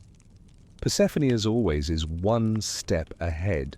She's begun planting a second grove, not just outside the chamber, but within the fields of punishment. The first seeds go in beside the feet of a woman who once cursed her town in a fit of madness. Her punishment was isolation, her redemption forgotten. Now she tends the soil. Why do this, you ask Persephone? Because the punished still remember how to grow things. You pass another soul once chained to a jagged rock. He's free now, not because someone unlocked him, but because he stopped needing the chains. And when you ask how, he says, "Someone asked me what I was afraid of. No one ever asked me that." Meanwhile, back near the chamber, Charon is no longer rowing. He's built a bench. It's simple, rough wood pulled from memory, but it's seating. An invitation to pause, to reflect before crossing. You sit beside him. "You ever think this job would get philosophical?" you ask. Charon grunts. "It always was. We just didn't have the vocabulary." A new soul arrives, a woman in elaborate robes covered in tokens from dozens of rituals. She kneels near the chamber but doesn't enter. "I was high priestess to 3 gods," she says. "I served every rite. I spoke every vow." She looks at the chamber with awe. "But no one ever asked what I believed." Persephone crouches beside her, and the woman smiles through tears. "I don't know. I'd like to find out." The door opens. She walks inside, Another wall blooms with inscriptions. This time not names but questions. What if I had stayed? What if he had listened? What if I was never meant to be obedient? You walk along the wall. One question nearly stops your heart. Was I more than my suffering? You whisper, yes. You don't need permission to say it. Calliope stands nearby, watching the inscriptions spread like vines. She holds a book now, not a scroll, not a record. A book, pages bound by soul thread and intent. She turns to you. Do you want to add something? You pause, then take the stylus she offers and write. Not all weight is punishment. She nods. The chamber glows. Later you visit the outer circles, the places where new souls arrive. It's different now. Instead of being processed like freight souls are greeted. A man in a tattered soldier's tunic asks, do I have to answer for what I did? A guide, formerly a soul herself, replies gently, only if you want someone to understand it. Not excuse, not absolve. Understand. That's what the chamber is built on. You pass a soul humming a lullaby to herself. You recognize her. She once screamed day and night, convinced she'd left her child behind. Now she sings. Why? Because someone whispered, your child lived a full life. He said your name before bed for 50 years. She smiles now. That's all she needed. You return to Hades. He sits beside Persephone in the chamber's quiet heart, watching a new batch of guides being trained. Are we changing too much, you ask? He shakes his head. No, we're restoring. Restoring what he leans back against the stone. Dignity, and you realize something powerful. This chamber isn't just a room, it's a reclamation of names, of nuance, of souls who were told they didn't fit, didn't matter, didn't deserve. Now they matter. They belong. They are. And for once in eternity, that's enough. You return to the chamber just as a strange soul arrives. Strange not because of shape or glow, but because he walks with rhythm, not solemn, not tentative, confident. He hums softly the cadence of a sea shanty, as if the underworld were just another port. His clothes are patched, his boots well worn, and his beard flows like tangled driftwood. He pauses outside the chamber, taps the stone with a knuckle and grins. I heard there's a room here for the ones they couldn't sort. You step closer. Who are you? He winks. Captain, depending on who you ask. Pirate, depending on who caught me. Savior to a few fishermen. Menace to a dozen navies. But mostly he shrugs, just someone who didn't fit. Behind him trails a faint smell of salt and rain and rum-soaked laughter. Persephone emerges curious. Hades follows, arms crossed but smirking. I've seen your kind, Hades says. Slippery. I prefer misunderstood, the man replies. What are you here for? Persephone asks. The man sighs. I don't want paradise. Don't want punishment. I just want to tell my stories to someone who doesn't interrupt me halfway through. The chamber pulses. Calliope opens her book. The man chuckles. Well, look at that. You've built a tavern for lost souls. And then he removes a small tattered logbook from his coat and walks inside. The door closes behind him. You glance at Calliope. Will he stay? She smiles. Not long. He'll finish what he came to say and leave before the wine runs out. So yes, some souls do leave the chamber, not back to life, not forward to rebirth, just onward, because that's what the chamber offers too, a gentle hand at the elbow that says you may go now. When you're ready, you walk again down the spine of the fields, past where the Lethe loops like a sleeping serpent, past the old gates of judgment which now stand ajar, not abandoned, but humbled.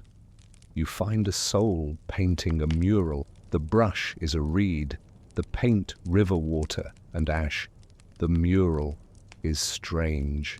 It's not of the underworld, not of Olympus, not even of Earth. It's of something possible. You ask the painter, where is that? She doesn't look up.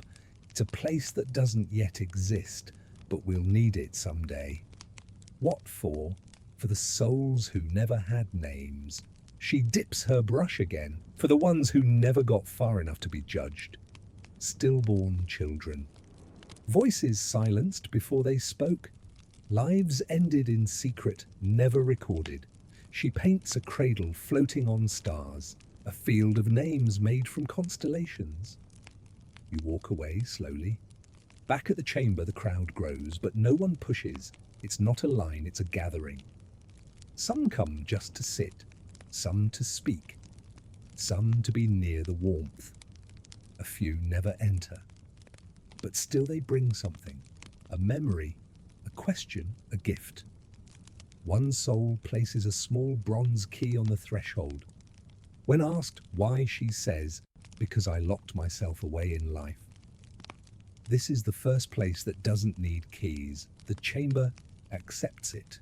You see now that the walls inside have begun to glow. Not brightly, not theatrically, just gently, like the coals in a hearth someone forgot to extinguish, or chose not to. Later, Persephone sits at the entrance with a bowl of pomegranate seeds. She offers one to a soul who hesitates. "I'm not sure I'm supposed to be here," the soul says. "You're here," she replies. "But I don't know what to do with that." "You don't need to." The soul takes a seed, chews slowly, cries quietly, smiles anyway. Not because everything is healed, but because healing has permission to begin. You stand beside Hades once more, watching it all. "You know," he murmurs, "I used to think my job was keeping the gates." You nod. And now he looks toward the glowing chamber, the gathering crowd, the vines blooming where nothing once grew. "Now I think it's keeping the door open." You're beginning to notice something strange in the air. It isn't just the scent, though. Even that has shifted away from ash and iron and towards something quieter like myrrh or wild thyme. It's not the light either, though. The glow near the chamber now flickers with a dusk-like warmth, the kind you'd see at the edge of a campfire. No, it's the stillness, not the old oppressive stillness of judgment. A living stillness, expectant, generous. It's as if the underworld itself is listening. And today it hears a song. A new soul arrives with a voice, literally. She sings as she walks. It's not a hymn, not a wail. It sounds like something between lullaby and battle cry, each note braided with sorrow, joy, regret, and defiance. You've never heard anything like it. She reaches the chamber and kneels, doesn't enter, just sings. And the chamber, miraculously, sings back. Hades watches from above, his expression unreadable, but you notice his fingers twitch, like he's remembering a tune from long ago. You ask Persephone if she knows the soul. She nods. "A woman from the mountains, her village burned. She kept singing as it fell." "She died in fire," you ask. "She lived through it," Persephone says softly, "then died in silence." Now the silence ends. Other souls begin to hum, not in harmony, not in perfect pitch, but together.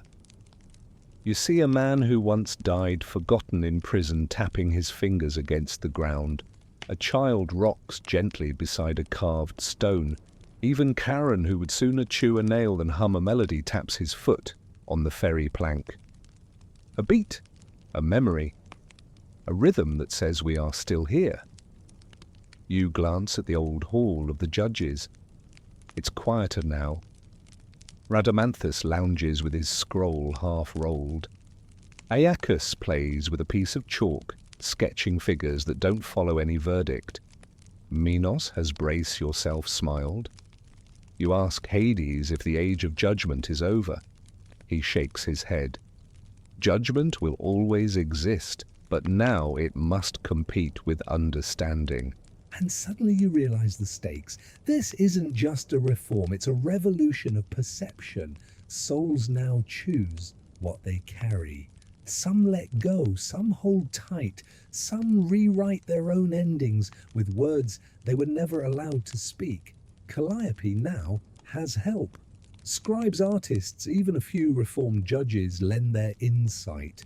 One soul copies stories onto feathers, another weaves them into cloth.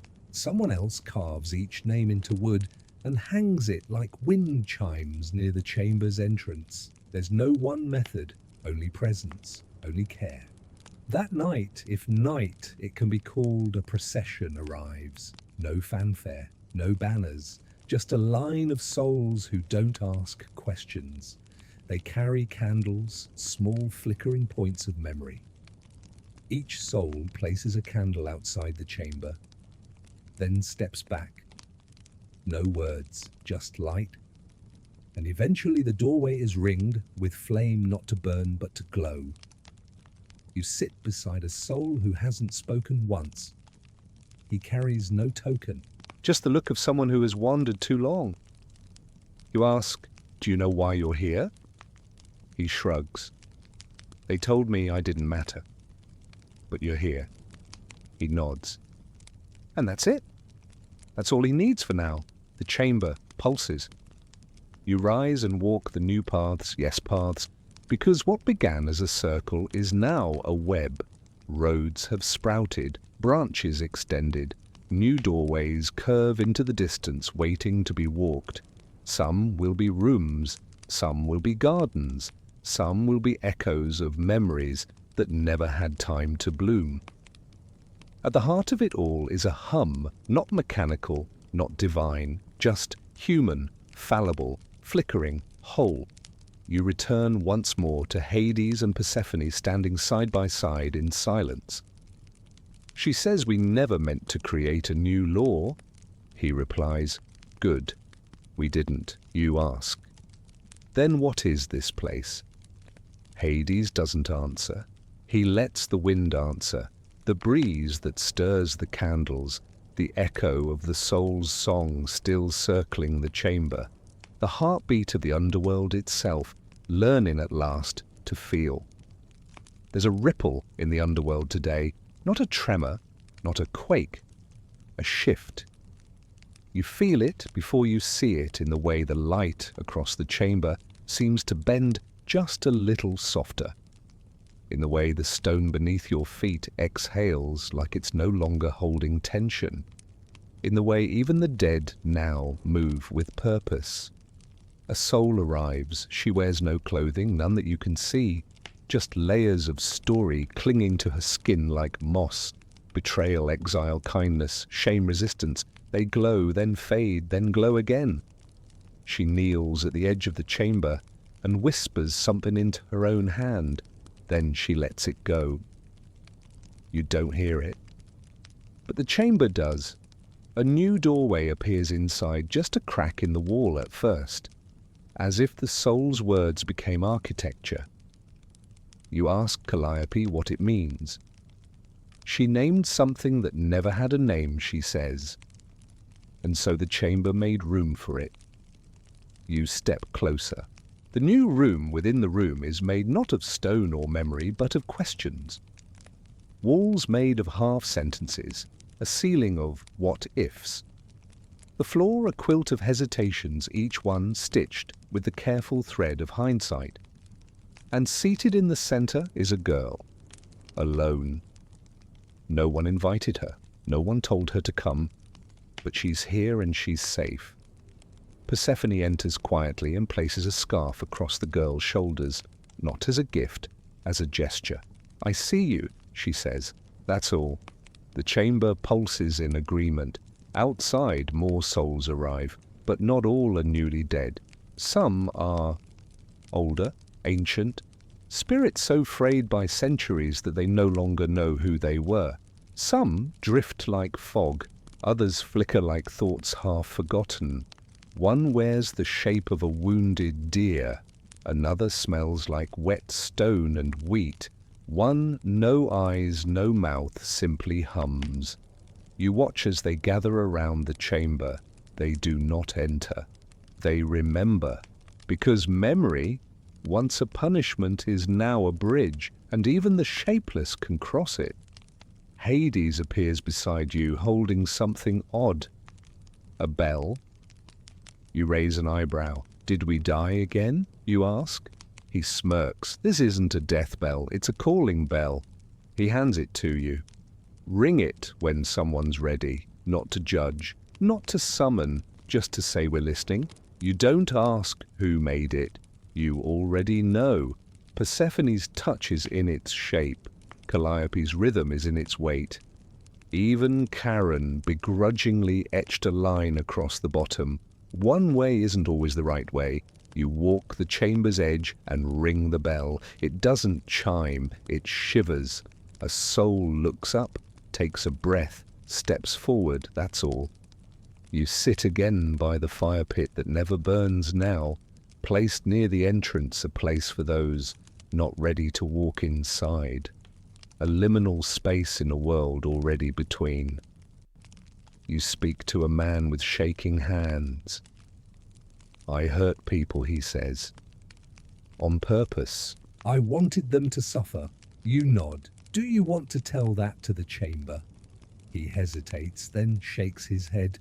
Not yet. You smile. That's okay. It's not a courtroom. He sighs. What is it then? A room that believes even the worst things deserve to be understood. He starts to cry, not loudly, not for forgiveness, just because no one ever said that to him before. Elsewhere, souls are telling jokes. Yes, jokes. And they're bad. One about a Spartan who tripped over his own virtue. One about Hera filing a complaint against Thunder. One about Charon charging surge prices during eclipse season. You laugh, and so do they, because here, grief and humour coexist. You walk the outer ring one more time before dusk, if dusk can be said to exist. A woman stops you. She looks around the chamber, then looks at you. Will this last, she asks. You don't know. You don't pretend to, but you say as long as someone is willing to listen. Yes, she nods. Then walks inside. The bell shivers once more. The day, if we can keep using that word, begins with silence, but not the heavy, choking stillness that once ruled this realm. This is restful silence, the kind that follows a good sentence or a shared story, a silence that trusts it will be broken again and welcomes it. You stroll past the chamber and notice something astonishing. A tree. Yes, a tree in the underworld. Roots pushing through stone like its paper branches, stretching toward a sky that does not exist. No leaves, not yet. But it breathes. You glance at Persephone. She's already smiling. It started growing last night, from what a single story she says told truthfully. You run your fingers along the bark. It's warm, engraved with names, not etched, absorbed. The tree remembers them. Calliope says it appeared after a soul walked in with nothing but a lullaby she'd sung to a baby that wasn't hers. She had no name left, no face left, just that memory. And the chamber grew a root system to keep it safe. You wonder, not for the first time, if this whole place is now alive. You return to the edge of the river Styx. Charon stands near a group of souls debating something. You catch snippets, but I loved her. Yes, but you also buried her story. Doesn't mean I didn't care. They aren't arguing. Not really. They're wrestling with truth, with regret, with complexity. And remarkably, they're doing it together. You ask Hades what changed. Ownership, he replies. They're not just being judged anymore. They're judging themselves and each other, but without cruelty. It's true. The underworld has shifted from tribunal to dialogue. You pass a soul giving a lecture, about all the things he regrets not doing. The crowd nods. One raises a hand and says, "I regret doing everything." They high-five.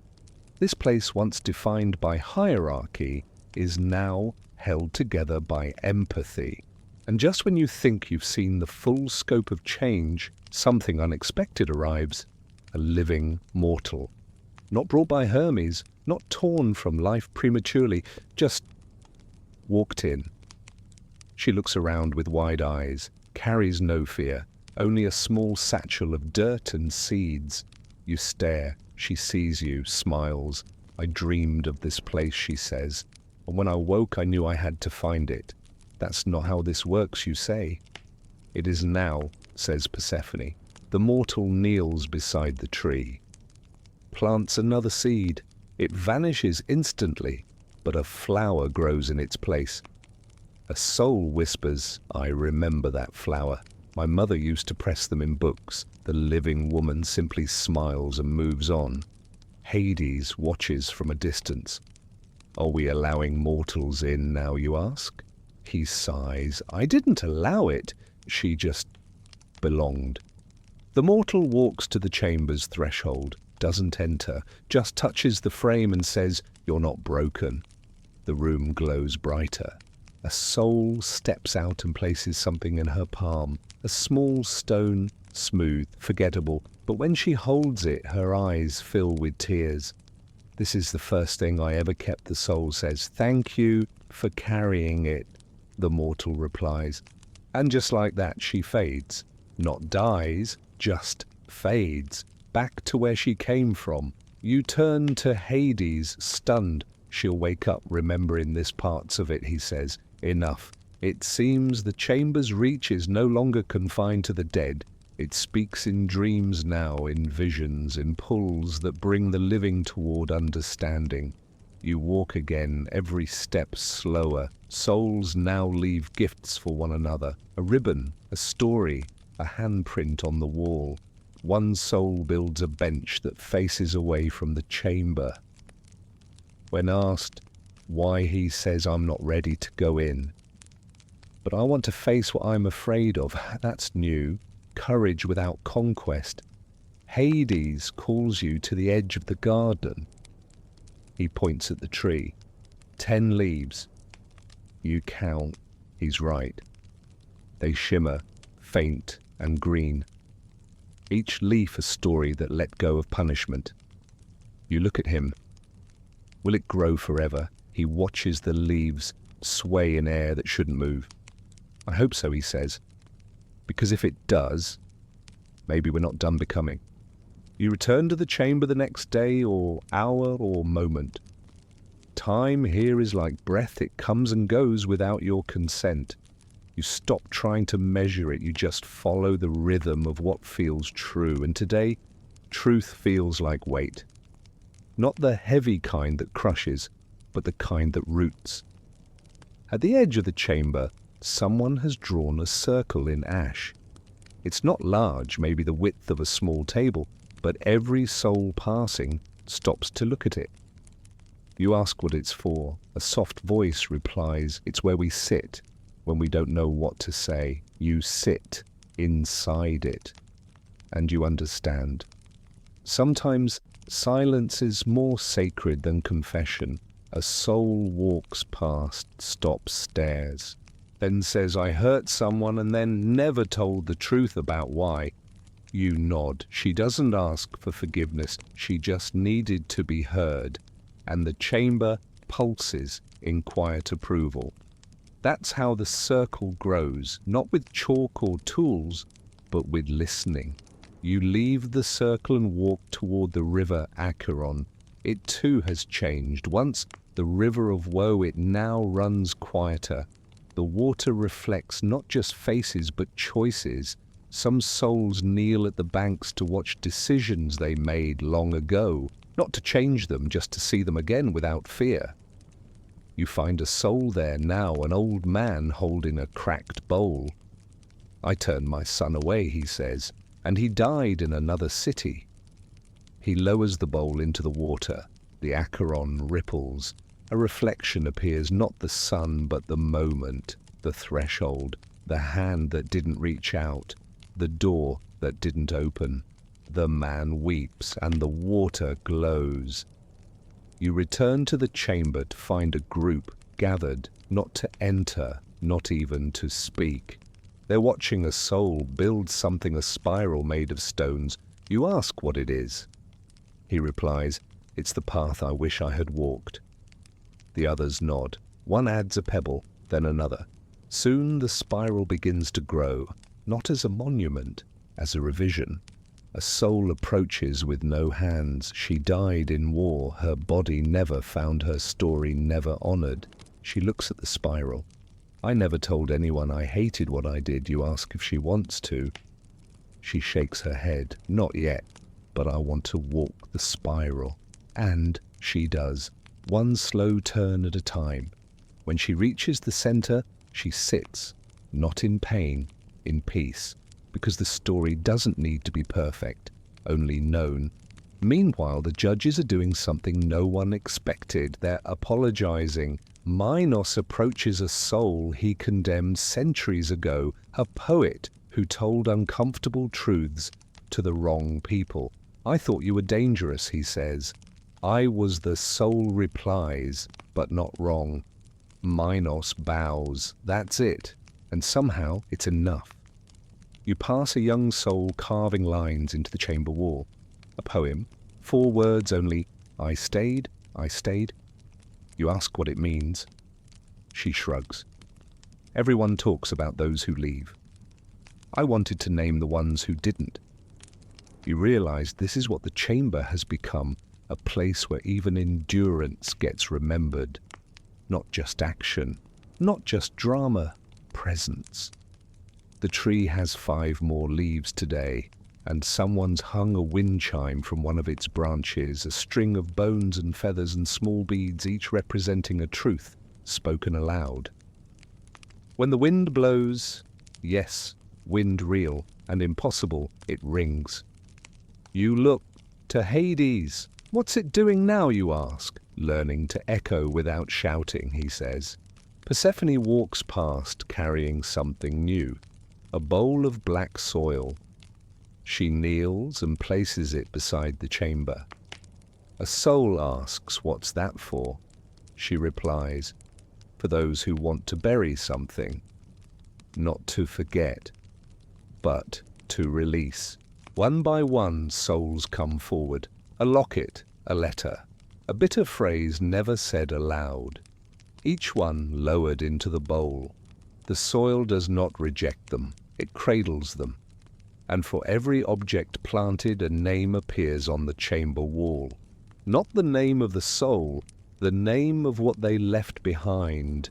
You stand in front of one bitterness, another guilt that wasn't mine, another, the silence I used to survive.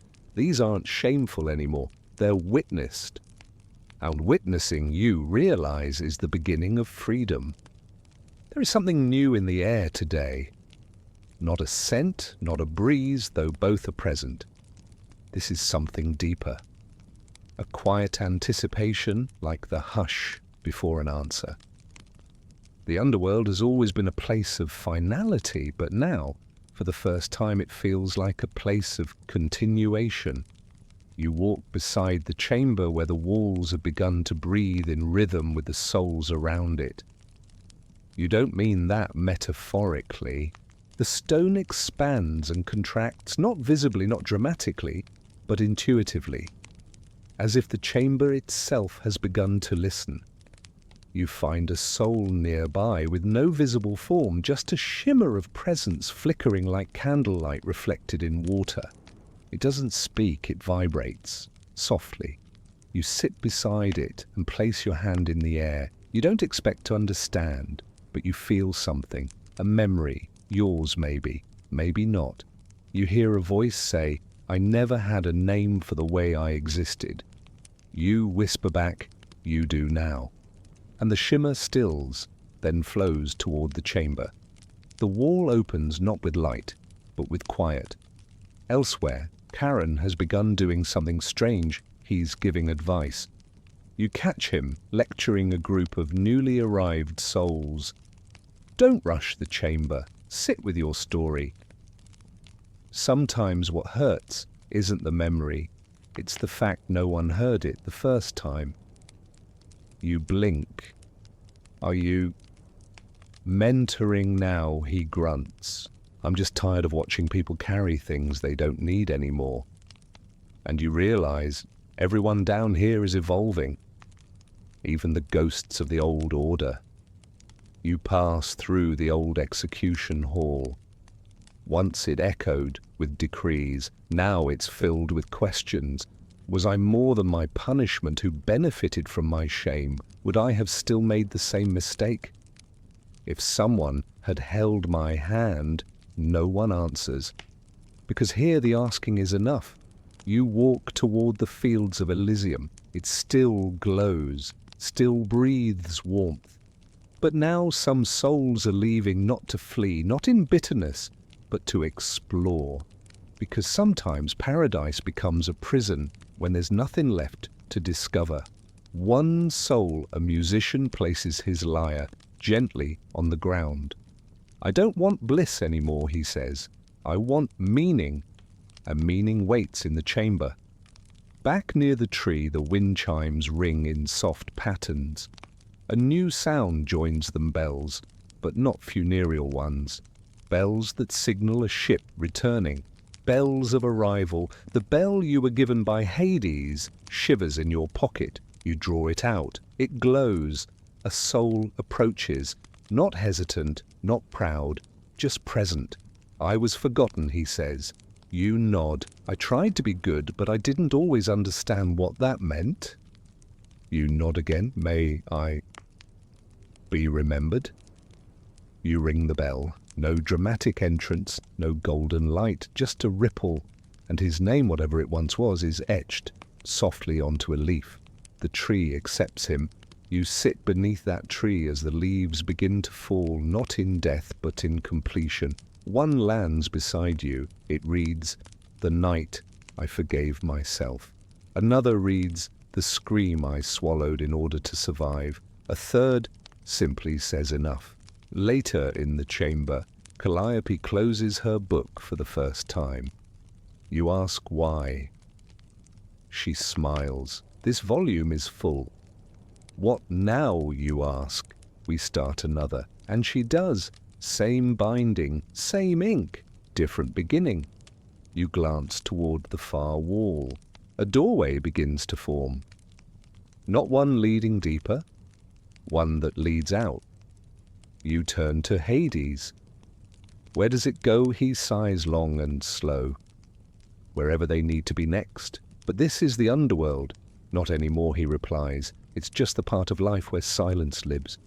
And then he smiles. Just once. Because this world isn't ending. It's opening. The underworld is not what it was. It still hums with the weight of lives lived and lost.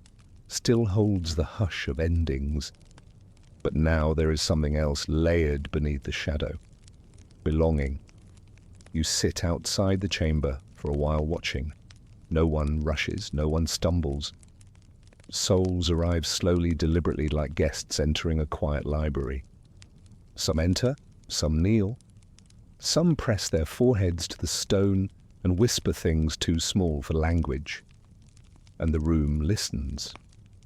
Not just the walls. The whole thing. It isn't a chamber anymore. It's a being, a consciousness spun from memory and mercy. A construct made not from command, but from compassion. Calliope finishes her second book. This one is heavier. Each page breathes. Each name glows only when remembered aloud. Hades walks beside you slower than usual. He's not weary, he's reflective. Less king now, more custodian. You ask if he ever thought the underworld would look like this. No, he says. But I always hoped someone would give me permission to imagine it differently. He gestures toward the old thrones, his Persephones, even the judges. No one sits there anymore, he says. We've learned to stand beside. and that changes everything.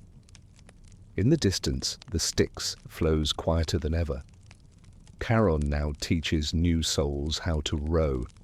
He's replaced his cloak with a vest made of stitched stories. One patch reads, "I watched the dawn from both sides. You pass the fields of punishment.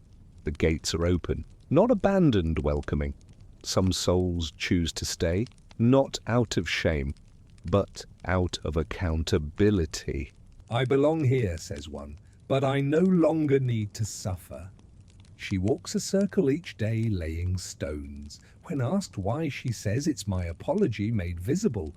Even the Elysian fields have changed." You find a poet leaving. Why, you ask? She shrugs.